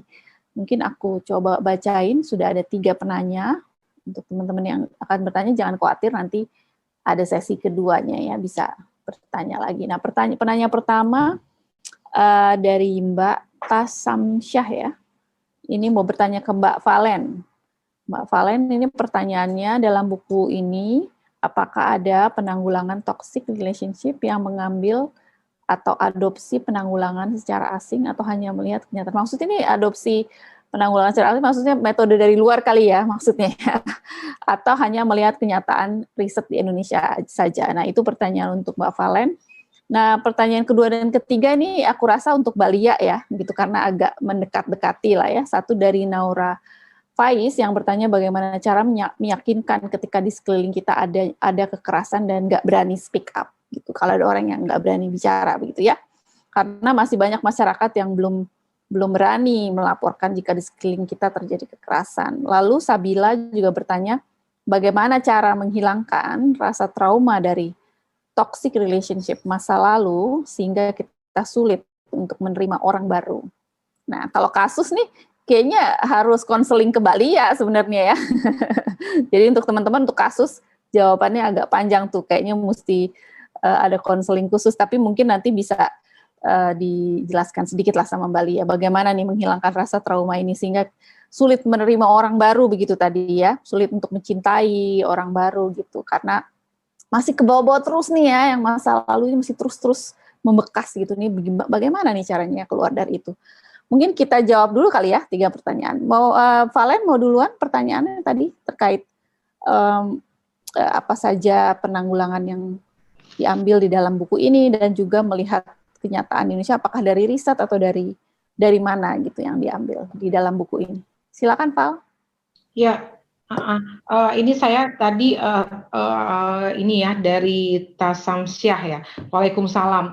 Jadi kalau ditanya bagaimana dengan di Indonesia dengan di luar, secara prinsip sebetulnya tidak ada perbedaan karena ya ilmu pengetahuan yang ya saya juga Mbak Fitria juga ya yang kami tempuh kan semuanya sebetulnya ilmu pengetahuan ya, yang juga sama kita belajar di sini, kita belajar di kampus-kampus, mereka yang ada di luar negeri juga belajar hal yang sama. Nah, dalam pengalaman tentang toxic relationship atau makanya tadi saya bilang ya di bab 1 saya tulis tentang toxic relationship, di bab 2 saya pakai istilah yang lebih dikenal yaitu kekerasan dalam pacaran ya atau kekerasan dalam relasi intim. Tapi dan memang di luar negeri sendiri istilahnya juga beragam ya, ada domestic violence, ada intimate violence, jadi memang agak beragam juga karena memang di luar negeri juga dikenal ada yang kawin, ada yang hidup bersama, ada yang tidak kawin, ada mantan ya, ada mantan, dan kekerasan terkait mantan ini juga tidak jangan dikira ya, ini banyak sebetulnya tapi kita malu membicarakan biasanya. Nah, di Indonesia juga beragam, ada yang nikah siri, ada yang nikah secara hukum, ada yang nikah hanya di agama, ada yang pacaran jarak jauh, ada yang kita sudah tunangan ya, ada yang buku ini sempat menyinggung tapi kemudian mengatakan kita tidak membicarakan lebih dalam terkait dengan perbedaan-perbedaan itu. Tapi saya menyebutkan memang kekhasan. Ada juga yang sudah ditunangkan dari kecil dalam beberapa tradisi kita ya, dan lalu kemudian nanti akan dikawinkan nanti di usia sekian. Nah, saya pikir memang keberagaman ini kurang lebih sama terkait dengan bagaimana menangani toxic relationship-nya. Tetapi tadi karena hubungan ya, lagi-lagi kita bicara tentang hubungan antar manusia yang tidak hitam putih tapi kita hidup dalam masyarakat. Itu kenapa tadi ada bahasan bab tersendiri mengenai gender. Kenapa? Karena mau tidak mau gender, seks dan seksualitas mau nggak mau kita harus kenali supaya kita bisa menempatkan persoalan ini dengan tepat. Karena faktanya si dua manusia ini nih, laki-laki dan perempuan ini, kalau itu laki-laki dan perempuan ya, si dua individu ini itu hidup dalam masyarakat. Ya, lahir dan besar dalam masyarakat dan dididik oleh masyarakat lewat kultur, lewat pendidikan dan lain sebagainya. Nah, disitulah tadi juga Mbak Fitria sampaikan, disitulah ada macam-macam hal ya. Nah, untuk Indonesia jauh lebih rumit memang kenyataannya, dan saya pikir juga dengan negara-negara Asia lainnya ya. Ini sekarang banyak sekali diskurs tentang Asia memang punya keunikan tersendiri karena nilai-nilai budayanya. Nah, misalnya nilai budaya tentang tadi ya, sebaiknya keperawanan dijaga sampai pada saat nanti menikah secara resmi itu. Tetapi terjadi ambiguitas, tidak demikian pada laki-laki. Kita sangat permisif kepada anak-anak laki-laki kita. Sudahlah, nggak apa-apa gitu. Memang sih dulu sudah lama banget sama si A itu, tapi saya sebagai ibunya saya nggak setuju, jadi ya sudahlah gitu. Ya, kita sangat permisif kepada kalau saya dan Mbak Fitria menyebutnya riwayat seksual dari seseorang. Kalau itu laki-laki, kita permisif. Tapi kita sangat tidak permisif pada riwayat seksual perempuan. Ya, dan ini yang membuat perempuan sangat takut. Dan kalau udah mulai takut, dia berada dalam posisi yang gini, tidak seimbang. Dia di sini. Seseorang yang sudah dalam situasi takut, cemas, merasa dirinya tidak berharga, merasa dirinya rendah, itu dia nggak bisa dia begini dengan orang lain ketika berhadapan-hadapan. Dia pasti begini, dia di bawah. Nah, ini menimbulkan kerentanan dia sehingga dia rentan lagi nanti. Jadi memang dalam hal toxic relationship ini, memang kalau saya pikir untuk Indonesia ya, pendidikan adil gender itu sudah perlu buat kita. Pendidikan hak asasi manusia, pendidikan bahwa kita semua adalah setara, laki-laki dan perempuan. Kalaupun kita pernah salah ya, kita pernah menjadi korban, hidup bisa kita lanjutkan. Dan ini yang penting saya pikir di edukasi, bahwa ini seringkali susah kalau dalam hubungan cinta ini Mbak Fitria dan Mbak Olin, ini adalah pelaku, korban adalah korban. Nah ini susah banget. Seringkali ini campur, jadinya yang salah malah korban. Kamu sih kurang berhati-hati, kamu sih kurang menjaga diri. Padahal dia jaga diri kayak apapun, kalau ada orang jahat ya orang jahat itu tetap akan mendekati dia. Jadi memang saya juga menekankan di buku ini bahwa ingatlah ketika kamu mengalami toxic relationship dan kamu dalam posisi korban, kamu adalah korban. Kamu tidak ikut bertanggung jawab kepada kesalahan pasanganmu. Gitu. Bahkan saya katakan bahwa pasanganmu itu dalam satu titik ya, dari segi psikologis, mungkin saya bukan ahlinya, tapi dapat membutuhkan bantuan, dapat datang ke psikolog atau psikiater yang akan membantu dia. Tetapi keinginan untuk berubah harus datang dari dirinya. Kamu hanya bisa mendukungnya, gitu. Tetapi yang penting adalah kamu perlu menyelamatkan dirimu agar kamu bisa bertumbuh sebagai manusia yang bermartabat dan bukan sebagai manusia yang direndahkan dalam pasangan. Jadi sebetulnya kurang lebih sama menurut saya di negara-negara lain dengan Indonesia, tapi Indonesia jauh lebih complicated, jauh lebih rumit. Apalagi tadi ya dalam budaya kita, orang kalau sudah janji kawin, pacaran itu ya, aduh itu kalau nggak jadi, itu berat sekali. Dan kerugian yang sudah dialami sekian lama, pacaran 10 tahun, ada bagi-bagi uang, dia sudah melayani sebagai tanda kutip istri, itu semua biasanya tidak mau mengungkap karena rasa malu. Dan cenderung si perempuan kemudian sulit sekali memulai kehidupan yang baru. Gitu. Sampai kemudian nanti ada teman yang menolong, ada ya ini ya, kita semua yang sudah teredukasi bisa membantu dia. Itu saya pikir menurut saya sih. Jadi semua sama, tapi memang kita mengalami kita perlulah bersama-sama mengutamakan nilai-nilai kemanusiaan meskipun kita punya nilai kultural dan lain sebagainya. Karena at the end teman-teman, kalau itu terjadi pada anak kita, saudara kita, adik kita, baru kita tahu betul ya bahwa kita perlu menolong dia dan tidak menyalah-nyalahkan dia terus-menerus gitu. Gitu mungkin Mbak Olin. Oke, thank you Valen. Ya, mungkin ke Mbak Lia, tadi pertanyaan dari Naura Faiz dan Sabila. Bagaimana cara meyakinkan ketika di sekeliling kita adanya kekerasan dan nggak berani speak up, karena masih banyak masyarakat kita yang belum berani untuk melaporkan. Gitu. Lalu Sabila tadi bagaimana cara menghilangkan trauma dari toxic relationship masa lalu sehingga kita sulit untuk menerima orang baru. Silakan Mbak Lia. Oke, terima kasih Mbak Olin. Iya, gini, memang untuk bisa mengakui bahwa saya mengalami kekerasan itu bukan hal yang mudah loh. Saya sendiri pernah mengalami kekerasan dalam relasi pacaran. Saya udah jadi psikolog waktu itu, udah bergerak di isu ini juga. Tapi masih bisa kena loh. Ya masih bisa, karena semua pun bisa mengalaminya. Dan itu perlu waktu bagi saya untuk bisa menghentikan itu, gitu ya, untuk bisa, saya mau stop. Yang sulit membuat stop itu tadi yang seperti saya bilang, bahwa karena kita punya harapan, ada rasa ada rasa sayang di dalamnya, dan itu yang membuat susah, dan itu yang membuat korbannya sulit untuk bisa speak up. Nah, karena saya kebetulan punya teman-teman yang suportif, mereka bisa support saya. Nah, buat yang dibutuhkan oleh seseorang yang mengalami kekerasan adalah dia punya support system yang oke, yang bisa mendukung dia, yang bisa bilang ke dia bahwa Anda layak disayangi, kamu layak dicintai, kamu nggak perlu malu, banyak yang mengalami hal yang sama, yuk sama-sama, yuk sama aku temenin kamu butuhnya apa, itu yang dibutuhkan oleh mereka.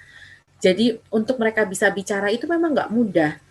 Yang bisa membuat mereka bisa lepas adalah mereka yakin bahwa ada orang yang bisa memahami dia, bahwa ada orang yang tidak bilang dia itu stupid gitu untuk bisa terjebak dalam relasi berkekerasan itu, kamu tuh nggak bodoh gitu, yang nggak bilang bahwa yang nggak menyalahkan dia gitu. Pokoknya tidak menyalahkan dia, kita suportif, itu adalah cara-cara yang membantu buat dia speak up. Nah, nomor telepon 112 tadi itu juga dimaksudkan adalah ketika kita mengetahui lingkungan sekitar kita telah terjadi kekerasan, tapi kita mau intervensi tapi kita takut gitu ya, takut untuk nanti aku dianggap ikut campur urusan pribadi orang nggak ya, telepon aja 112, nanti kita yang menjangkau dari P2TP 2A, sama itu di wilayah DKI Jakarta ya kasusnya, itu kita akan menjangkau seperti itu. Nah, itu yang tantangan paling besarnya adalah meyakinkan memang ketika dia merasa dia aman, dia bisa menceritakannya dengan aman, dia terlindungi, dia akan berani untuk cerita seperti itu. Lalu gimana caranya untuk bisa pulih dari relasi berkekerasan? Perlu waktu. Memang ada orang yang bilang bahwa waktu akan membantu kita untuk pulih, tapi tidak semuanya loh. Karena ingat tadi, kekerasan yang terjadi itu memang berat banget. Itu menguras Mbak Valen menyebutkan ada yang tipenya yang tipe vampir ya Mbak Valen ya, pelakunya itu yang kayak begitu, ya kita kalau habis ketemu dia tuh kayaknya energi tersedot yang seperti itu. Kita semuanya serba terkuras, sehingga memang untuk pemulihannya juga perlu waktu. kita juga it's okay ketika kita harus ketemu psikolog, bukan berarti ketemu psikolog itu berarti kita mengalami gangguan jiwa, enggak. Karena memang apa yang sudah kita alami sangat luar biasa. Kalau orang itu dicopet atau dijamret, itu kemungkinannya mungkin, kecuali kalau kita pergi ke terminal kita pakai emas kanan kiri yang banyak gitu ya, sengaja terus kipas-kipas pakai uang, itu kemungkinannya 100% kita akan dicopet gitu ya. Tapi kalau enggak, kita kemungkinannya cukup kecil. Tapi kalau dengan pelaku kekerasan dalam pacaran ini, sangat mungkin tuh kita akan sangat sering berulang-ulang mengalami, sehari bisa beberapa kali gitu ya, kita mengalaminya, pemaksaannya. Dan itu yang membuat kita perlu waktu untuk pulih, kita perlu bantuan orang lain untuk pulih. Jadi untuk Mbak Salsabila misalnya ketika memang Mbak Salsabila ingin membantu rekan Mbak Salsabila untuk pulih, untuk bisa move on misalnya, ya memang itu perlu waktu. It's okay. Kalau kita perlu waktu, kita perlu ketemu dengan orang atau kita ketemu dengan ahli, silahkan ketemu. Sekarang sudah banyak layanan online, bisa diskusi di sana. Apa yang masih menjadi ketakutan, kekhawatiran, kecemasan, apa yang bisa masih menjadi flashbacknya dan segala macamnya. Seperti itu. Ringkasnya begitu Kak Olin, soalnya kalau ini panjang.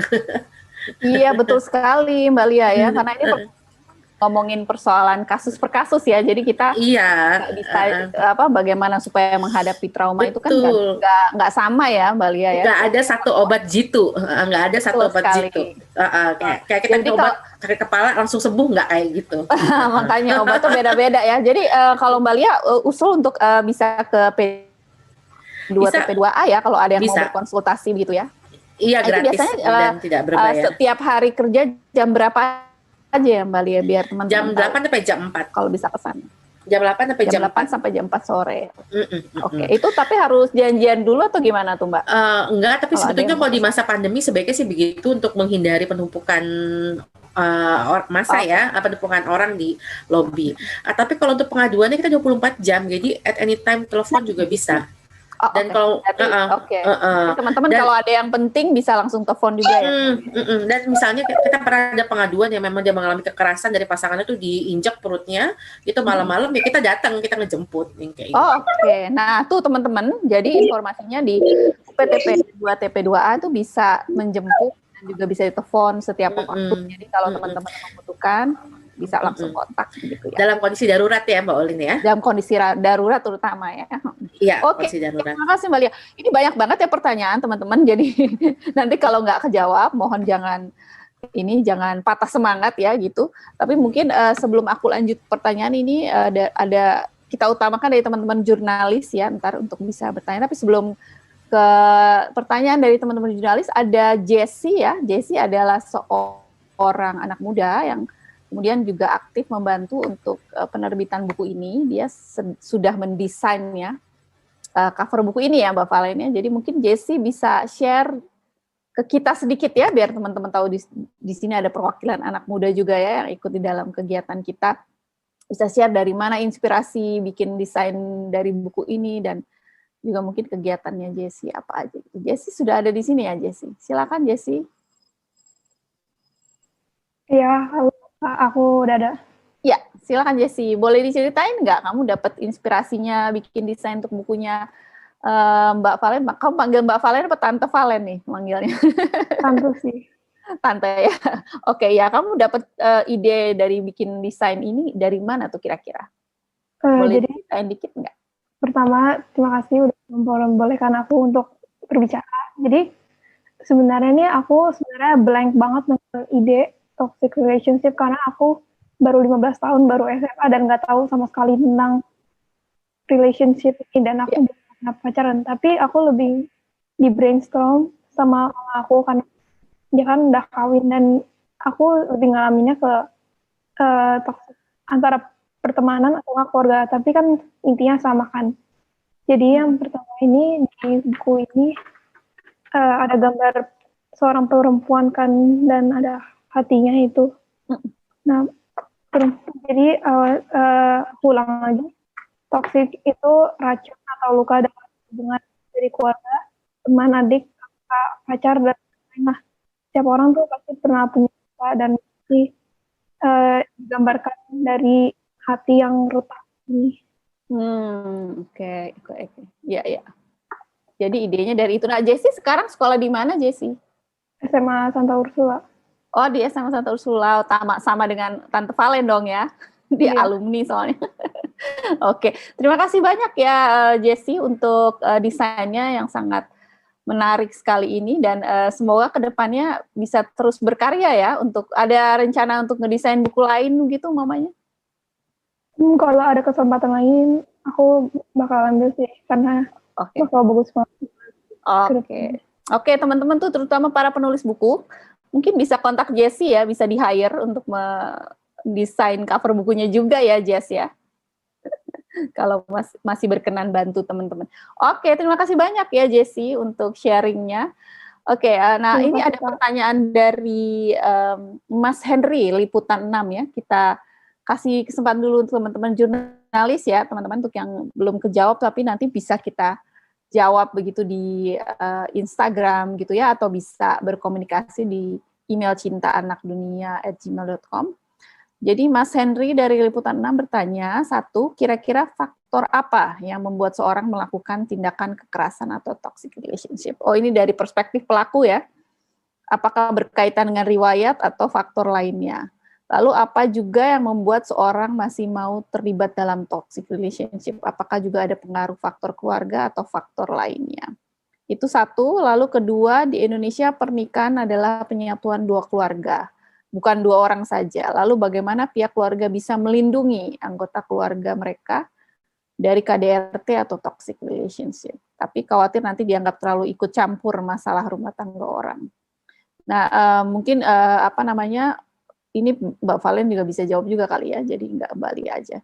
Lalu yang terakhir, baru-baru ini ada masalah KDRT yang dialami seorang penyanyi. Kabarnya ia sudah beberapa kali mendapat tindak kekerasan dan pulang ke rumah orang tuanya, tapi sang suami selalu membujuknya untuk pulang, dan si penyanyi selalu memaafkan dan menuruti. Sekarang setelah pisah dan digugat cerai, sang suami minta rujuk dengan alasan demi anak mereka, dan bahkan melibatkan pihak keluarga untuk mendukung usahanya itu.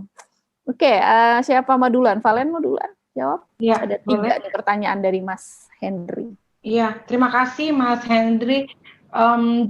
Betul ya, jadi kalau kita bicara konteks Indonesia secara kultural, perkawinan itu menjadi dua keluarga, apalagi keluarga besar, dan beberapa kultur kita bahkan sangat kuat sekali ya. Ya saya misalnya berasal dari Sumatera, itu seperti menyangkut perkawinan marga ya dan boru, jadi memang sangat rumit. Di Indonesia sendiri memang kita mengenal ada hukum adat, ada hukum agama, dan lalu kemudian disatukan dalam hukum nasional kita. Nah, terkait itu memang saya akan jawab yang pertanyaan nomor 2 dan nomor 3 ya. Jadi saat ini sejak tahun 2004 kita memiliki undang-undang penghapusan kekerasan dalam rumah tangga. Untuk kawin, seseorang itu di Indonesia itu harus tunduk pada hukum perkawinan, dan hukum perkawinan kita itu adalah Undang-Undang Nomor 1 tahun 1974 yang tahun 2019 diamandemen. Amandemennya itu terkait dengan peningkatan usia kawin. Ini yang ramai sekali kemarin ya, banyak peliputan wartawan. Karena usia perkawinan saat ini yang diatur dalam Undang-Undang Perkawinan yang sudah diamandemen adalah 19 tahun usia minimal. Ya, problem di kita itu adalah meskipun beberapa itu di agama Islam itu ada kursus prakawin yang sebetulnya adalah syarat untuk proses perkawinan secara resmi, dalam agama-agama yang lain itu juga ada untuk syarat perkawinan itu memang harus mengikuti kursus ya, kursus prakawin. Nah, kursus prakawin ini yang sering kali tancap gas ya Mbak Fitri ya. Tembus aja langsung, tanda tangan surat-surat sudah. Padahal sebetulnya ini banyak sekali hal yang harus dipelajari sebelum seseorang itu masuk ke dalam perkawinan. Yaitu termasuk menyangkut apa sih undang-undang perkawinan itu, apa sih isinya. Lalu kalau punya anak nanti otomatis harus tunduk pada undang-undang perlindungan anak. Apa saja sih di situ, tidak mudah loh menjadi orang tua, banyak hal ya. Lalu kemudian satu lagi tadi Undang-Undang Penghapusan Kekerasan dalam Rumah Tangga, Undang-Undang 23 tahun 2004. Ini menurut saya wajib ya sebetulnya diketahui oleh semua yang mau masuk dalam perkawinan. Nah, kalau mau masuk dalam perkawinan, jadi faktanya juga ya, saya pikir teman-teman media juga tahu, apalagi yang biasa meliput teman-teman selebritis ya. Ini ada yang ini kan yang Mbak Fitria, remarriage ya, ada yang sudah kawin, punya anak, sudah cerai lalu kawin gitu. Nah, ini tidak sesederhana yang dipikirkan loh. Ada banyak sekali bekal-bekal yang seharusnya itu menurut saya itu penting bagi mereka yang memasuki perkawinan. Jadi sebelum masuk ke dalam perkawinan, kalau perkawinan ini adalah rumah, dia perlu tahu dulu gitu. Pintunya kayak gimana sih, jendelanya gimana sih, atapnya gimana gitu ya. Dan itu salah satunya selain aspek psikologis, itu juga adalah aspek hukum dan tadi memahami juga mengenai aspek gender dan seksualitas agar paham. Nah, kalau dalam undang-undang penghapusan kekerasan dalam rumah tangga itu tidak ada pengecualian apapun sebetulnya ya. Siapapun dia dalam rumah tangga, istri, suami, anak ya. Kemudian orang-orang yang memiliki hubungan perkawinan dan keluarga, baru orang yang bekerja dalam rumah tersebut. Jadi A, B, dan C itu masuk dalam lingkup rumah tangga yang diatur dalam Undang-Undang PKDRT. Nah, di dalamnya itu sebetulnya tidak ada sedikit sekali pasal yang delik aduan. Artinya sebetulnya posisi kita di negara hukum ini, kalau misalnya kita lihat tetangga kita ya, istrinya dipukulin terus-terusan sama suaminya, itu kita bisa lapor polisi, lalu kita katakan itu di samping rumah saya itu dapat diduga ada PKDRT. Beberapa tahun yang lalu kita ramai sekali ya berupaya agar RT RW itu juga sudah mulai harus dikenalkan ya Mbak Fitria tentang undang-undang PKDRT. Sehingga kalau dulu sebelum ada undang-undang PKDRT, kalau ada orang tetangga lapor ke Pak RT atau Bu RT, itu saya lihat anak suami istri itu berantem dan anaknya juga nangis dipukul-pukulin gitu.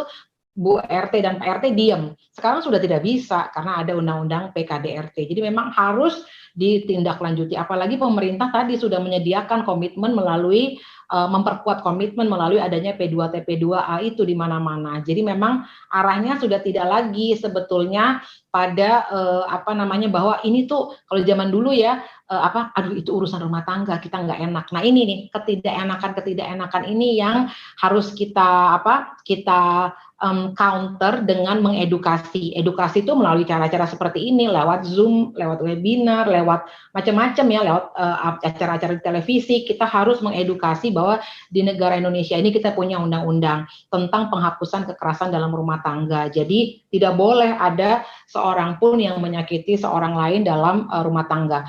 Ya tadi ya, memang kalau ditanya, kalau dalam pacaran gimana gitu, meskipun udah deket banget, kalau dalam pacaran itu kita tidak kenal istilahnya dalam hukum kita. Jadi otomatis saja pakai KUHP, itu saja yang dipakai nanti pasal-pasalnya atau undang-undang pornografi dan lain sebagainya, tapi tidak boleh pakai undang-undang PKDRT, karena yang PKDRT itu fokus. Nah, kemudian tadi pertanyaan tentang ada artis yang bolak-balik gitu ya. Ini banyak sekali loh dari dulu sebetulnya. Jadi sudah lapor, lalu kemudian mencabut laporan, lalu kemudian rujuk lagi dan lain sebagainya. Dalam buku ini saya menjelaskan satu hal itu mengenai yang disebut dengan siklus kekerasan. Jadi kalau ini ya kita kan saya sebagai orang hukum pasti menjaga asas praduga tidak bersalah ya, karena menyatakan satu apakah terjadi tindak pidana itu prosesnya nggak gampang ya, dibutuhkan alat bukti dan lain sebagainya. Namun demikian kita semua harus memahami ada yang dinamakan dengan siklus kekerasan. Siklus kekerasan itu biasanya hanya spesifik pada hubungan intim. Ya, bukan saya lagi di jalan ada orang yang tiba-tiba mukul saya, bukan. Tapi dalam relasi yang intim antara pelaku dengan pelaku dengan korban. Jadi bisa pacaran, bisa orang tua pada anak, bisa adik pada kakak, juga bisa segala hal yang dengan hubungan cinta gitu.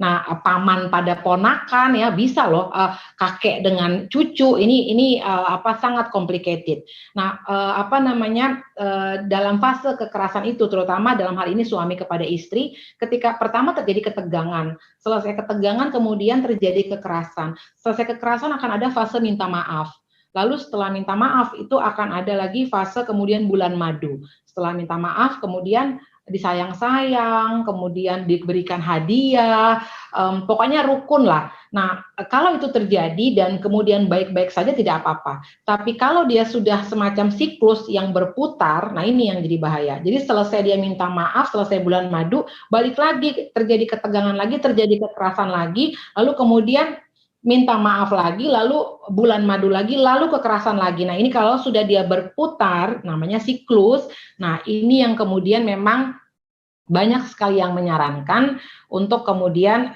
jelas harus segera meminta bantuan. Artinya jangan sampai terisolasi. Kenapa? Karena kalau terisolasi, mereka berdua terus nih, muter-muter, itu akan sampai pada resiko yang berbahaya.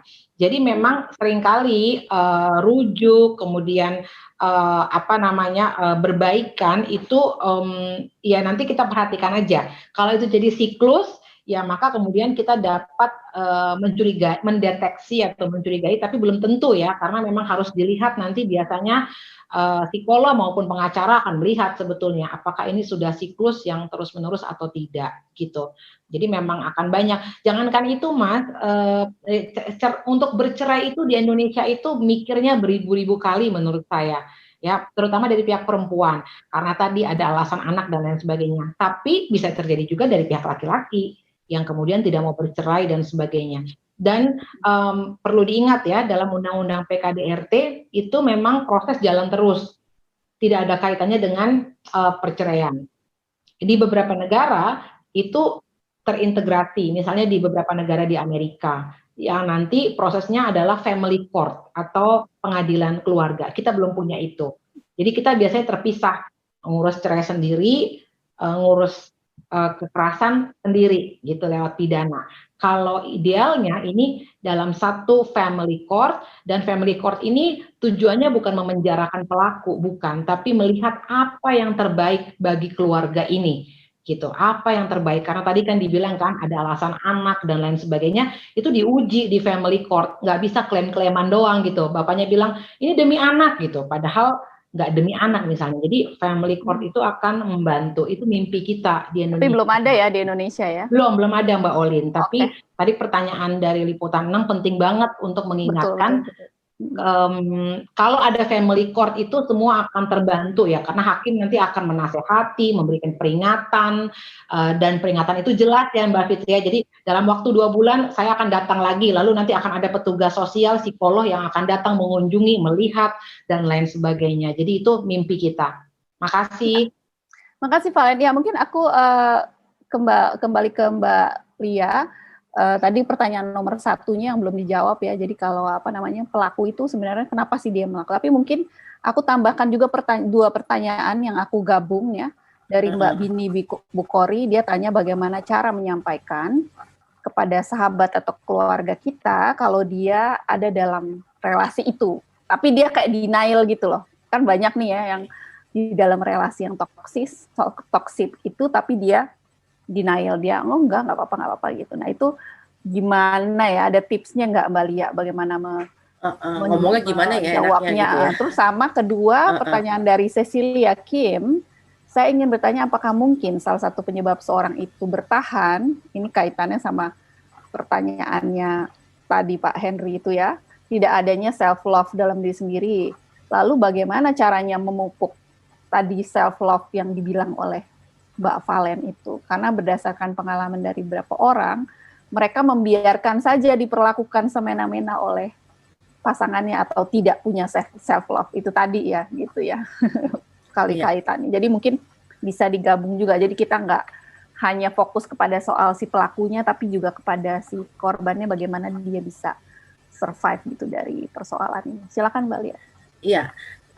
Kalau kita membicarakan pelaku, ini kayaknya suara saya agak jumpy ya. Kedengeran kok. Sih masalah. Kedengeran. Oh, kedengeran ya.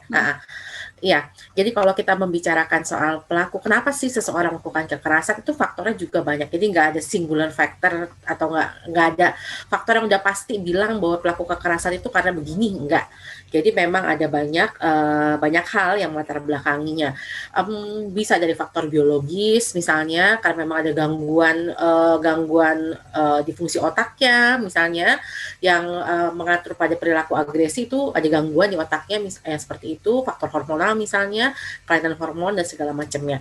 Namun Michael Kaufman itu ada satu tokoh yang memang sangat fokus penelitian pada pelaku kekerasan. Dia bilang ada 7P ya, 7P. Dan kenapa sih seseorang melakukan kekerasan? Karena orang itu nggak bisa lepas dari lingkungannya, jadi 7P-nya ini kaitannya antara orang tersebut dengan lingkungan, selain faktor organik tadi, faktor memang ada kelainan di otak ataupun ketidakseimbangan hormon gitu ya misalnya. Nah, ini 7P-nya ini pertama itu adanya budaya patriarchal power atau adanya budaya patriarki yang membuat relasinya jadi tidak seimbang antara relasi kuasa tidak seimbang antara perempuan dengan laki-laki. Lalu kedua adanya privilege, rasa berhak untuk menunjukkan kekuatan. Jadi dia ngerasa kan aku kan cowok, aku berhak dong nunjukin kekuatan aku, privilege yang kedua. Yang ketiga itu permission. Jadi dianggap wajar kalau laki-laki itu misalnya atau kalau pelaku kekerasan itu menunjukkan menunjukkan kekuatannya gitu, kekerasan dan dianggap lumrah atau wajar. Misalnya seperti ini, kalau misalnya relasinya dalam orang tua dan anak, misalnya kan saya orang tua, terserah saya dong, saya mau ngapain aja ke anak saya misalnya. Saya mau mendidik dia nih, cara mendidik yang seperti ini. Saya kan guru, mendidik anak murid saya seperti ini. Atau atasan ke bawahan. Loh kan saya atasan, ya terserah saya dong mau ngasih tugas sampai jam 12 malam. Ini dianggapnya wajar, lumrah dilakukan oleh pelaku kekerasan itu. Lalu juga ada paradox of men's power. Kekerasan sebagai cara untuk mengekspresikan emosi. Cemburu, sedih, takut, itu semua diekspresikan lewat rasa marah, lewat kekerasan misalnya seperti itu. Ketika anak laki-laki jatuh menangis, diomelin gitu ya, kamu jangan nangis dong, kamu gitu-gitu cengeng, yang kuat dong, anak laki-laki itu harus kuat, jangan kayak anak perempuan misalnya kayak gitu. Jadi dia harus menunjukkan bahwa dia itu kuat, tangguh gitu ya. Jadi kalau dia kesel, udah tuh pukul aja bola, pukul aja tembok yang kayak gitu. Jadi dia dianggapnya tuh oke aja mengekspresikan kekerasan ya, sebagai upaya untuk mengekspresikan emosinya dia. Lalu juga ada yang berikutnya adalah ini nih, psychic armor of manhood. Jadi kasih sayang dan kepedulian itu dianggapnya kayak bukan cowok gitu loh. Jadi kalau cowok itu dia punya baju zirah, psychic armor of manhood gitu. Jadi dia tuh mesti menunjukkan bahwa kalau cowok tuh harusnya cool, dingin, yang kayak gitu ya. Jadi bukan cowok banget deh kalau dia menunjukkan kepedulian, empatik, atau perasaan sensitif dengan kondisi orang lain, yang kayak begitu. Lalu yang keenam itu ada psychic pressure cooker masculinity. Itu adalah emosi dianggap sebagai kelemahan. Jadi menunjukkan sisi kesedihannya dia, ketakutannya dia, itu dianggap kelemahan. Dan yang terakhir adanya past experiences. Jadi sangat mungkin juga pengaruh keluarga, pengasuhan di keluarga di masa kecil abusive ya, pengasuhan yang abusive misalnya, atau tinggal di daerah yang yang kental nuansa kekerasan, misalnya daerah konflik kekerasan misalnya, atau daerah-daerah yang rentan dengan tindak kekerasan atau tindak kriminalitas misalnya, itu sangat mungkin. Atau mungkin kita pernah mengalami peristiwa-peristiwa abuse lainnya selain dari pengalaman dengan keluarga itu tadi. Jadi itu ada kurang lebih ada 7P itu tadi, Kak Olin, selain hal-hal yang sifatnya sangat organik atau sangat individu ya, atau mungkin dia punya gangguan kepribadian lah, atau segala macamnya. Jadi ada hal-hal lain juga yang mewarnainya. Tadi langsung ke pertanyaan yang itu ya Kak Olin ya, yang gimana sih caranya menyampaikan ya dari kepada orang yang dia sebenarnya dalam toxic relationship yang kita kenal tapi denial gitu. Ada tips-tipsnya nggak? Iya, salah satu yang paling mudah adalah yang paling mungkin ya, yang bukan saya bilang paling mudah tapi saya paling mungkin dilakukan adalah kita menyampaikan bahwa kita khawatir. Kekerasan. Kita khawatir bahwa kita melihat akhir-akhir ini aku melihat kamu kok kayaknya nggak sama ya kayak dulu.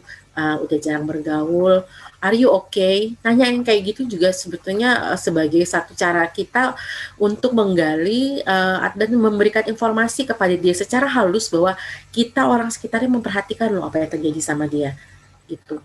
Jadi tunjukkan kepeduliannya dengan cara are you okay? Aku lihat kamu kok sekarang jadi katanya beda ya, udah jarang lagi gabung sama kita. Aku ngeliat kok kayaknya matanya ini kayak kurang tidur, ada yang bisa dibantu nggak? Yang kayak gitu-gitu. Diawali dari itu.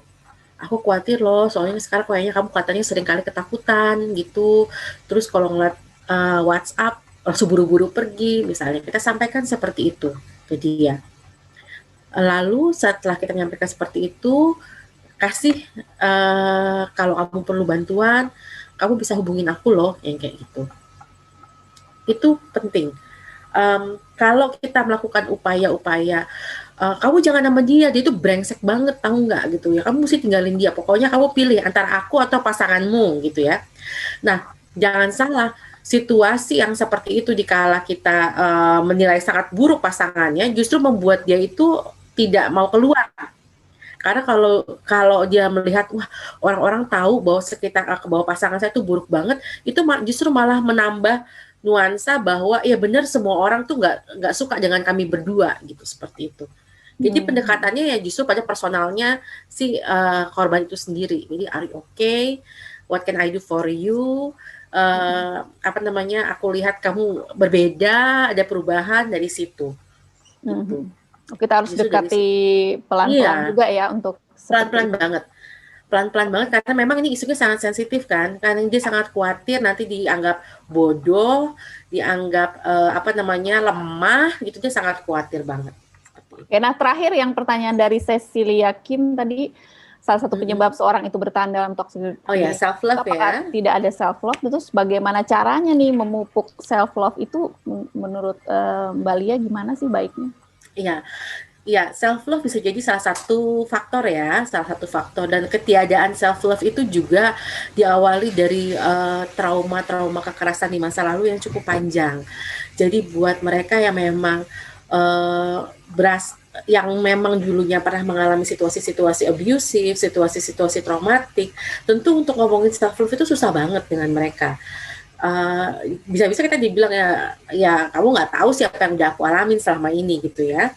Jadi memang untuk menumbuhkan self love itu kita yang paling penting adalah kita melihat apa sih yang saya bisa, apa sih yang saya punya gitu.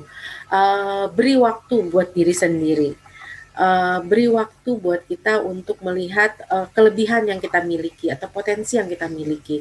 Dan buat mereka yang sudah mengalami kekerasan seksual atau kekerasan fisik berulang, itu nggak mudah untuk mencari itu. Jadi untuk self love dia nggak bisa sendirian, dia perlu dibantu oleh ahli untuk itu karena untuk mengatasi dari trauma yang pernah dialami sebelumnya. Kalau dia tidak mengalami langsung traumanya, mungkin trauma-trauma yang dialami oleh ibunya yang kemudian ditransfer ke dia, bahwa pengalaman traumatik ibunya ditransfer lewat pengasuhan ke dia misalnya. Itu memang perlu bantuan dari ahli gitu ya untuk bisa menangani itu atau untuk bisa mengelola hal seperti itu. Ya, berarti kita harus lihat kasus per kasusnya ya, Mbak. Iya, memang kalau self love apa dia seperti itu begitu ya? Iya, self love itu nggak bisa sama kayak tadi, nggak ada satu jurus jitu gitu. Oke, jadi berarti teman-teman kalau ketemu ada kasus yang seperti itu, mungkin sebaiknya berkonsultasi begitu ya, konseling dengan psikolog atau ke P2 TP2A juga bisa. Tadi ada mungkin saya nggak tahu apa ini urgent apa enggak, ada yang nanya tadi kalau di Batam ada P2 TP2 ada. Karena ada kasus katanya, tapi dia kayaknya lebih ke KDRT ini kasusnya. Ada P2 TP2 Batam, teman saya ada di sana kebetulan. Oke, berarti. Nanti kalau perlu informasinya ada di websitenya bagaimana ya Mbak? Sebetulnya di di websitenya KPPA ya, Kementerian Pemberdayaan Perempuan, itu ada. Saya mau sedikit merespon tadi Mas Henry bahwa seringkali yang disampaikan bahwa suami si artis itu minta rujuk dengan alasan cerai dengan alasan demi anak ya. Nah, betul.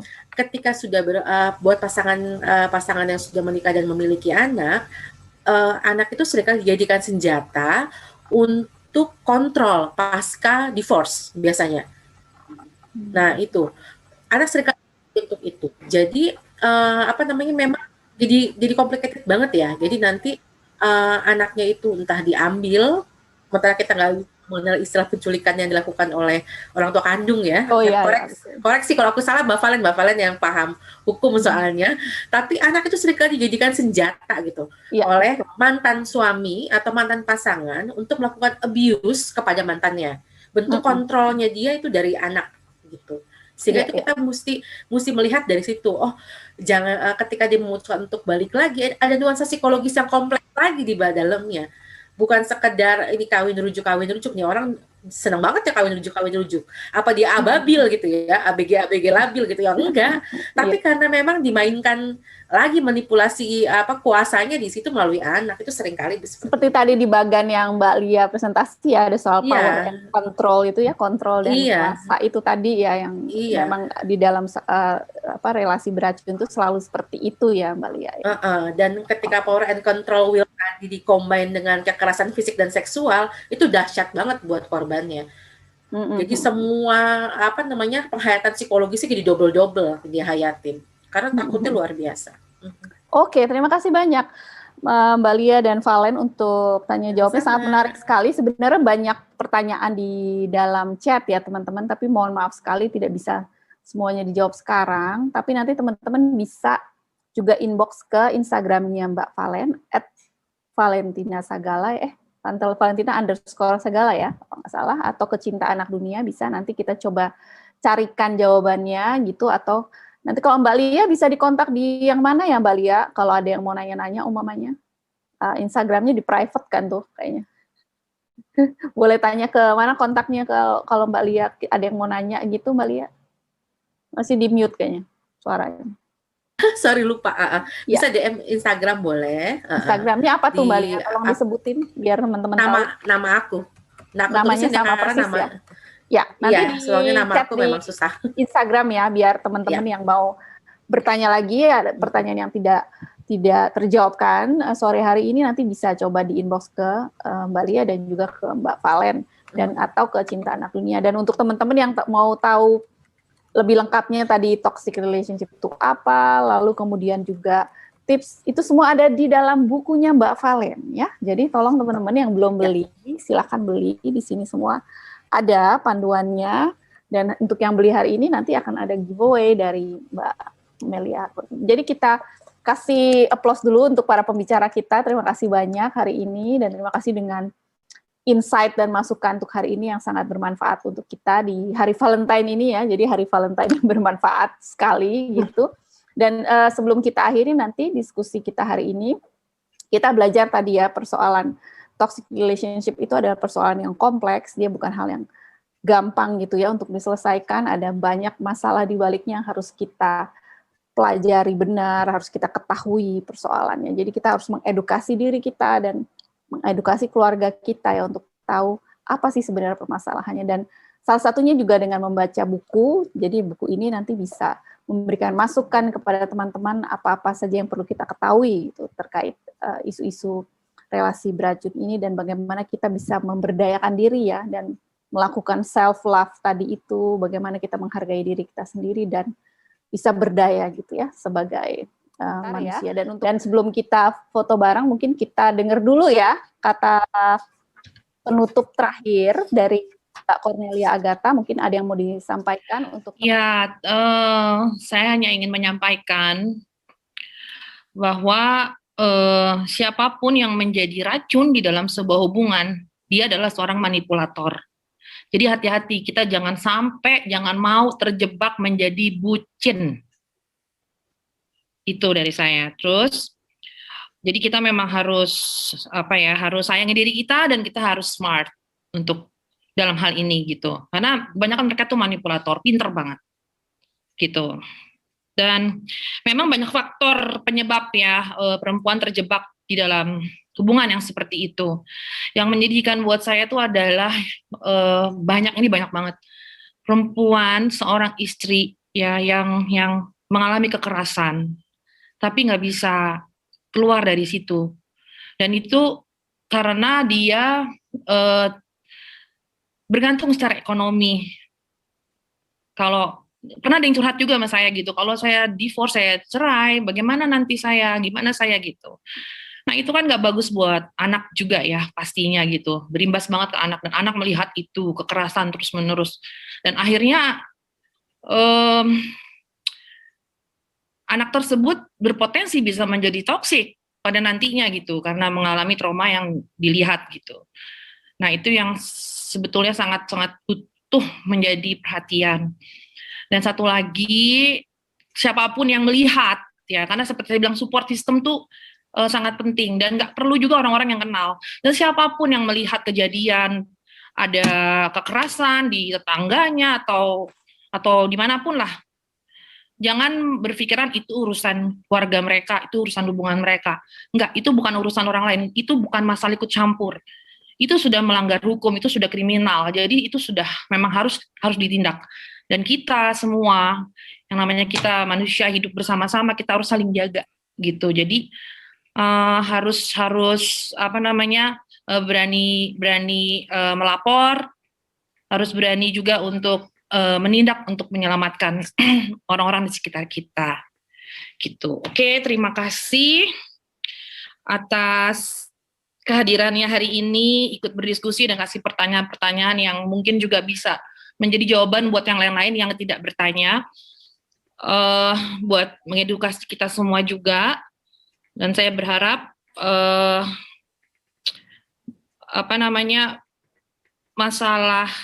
diskusi hari ini bisa menjadi pelajaran yang sangat penting, menjadi bahan perenungan buat kita semua, bahwa masalah ini adalah masalah yang sangat serius. Jangan pernah dianggap lumrah. Pertahankan dirimu, sayangi dirimu, pertahankan value dirimu karena dirimu berharga. Karena hidup adalah, hakikat hidup itu adalah kita menjadi berkat buat orang lain. Jadi kalau kita bahagia, kita hidup tidak ada tekanan, kita bahagia, kita sehat, lahir batin, otomatis kita akan bisa membahagiakan juga orang-orang di sekitar kita yang membutuhkan kita. Oke, semua, terima kasih, jaga diri baik-baik.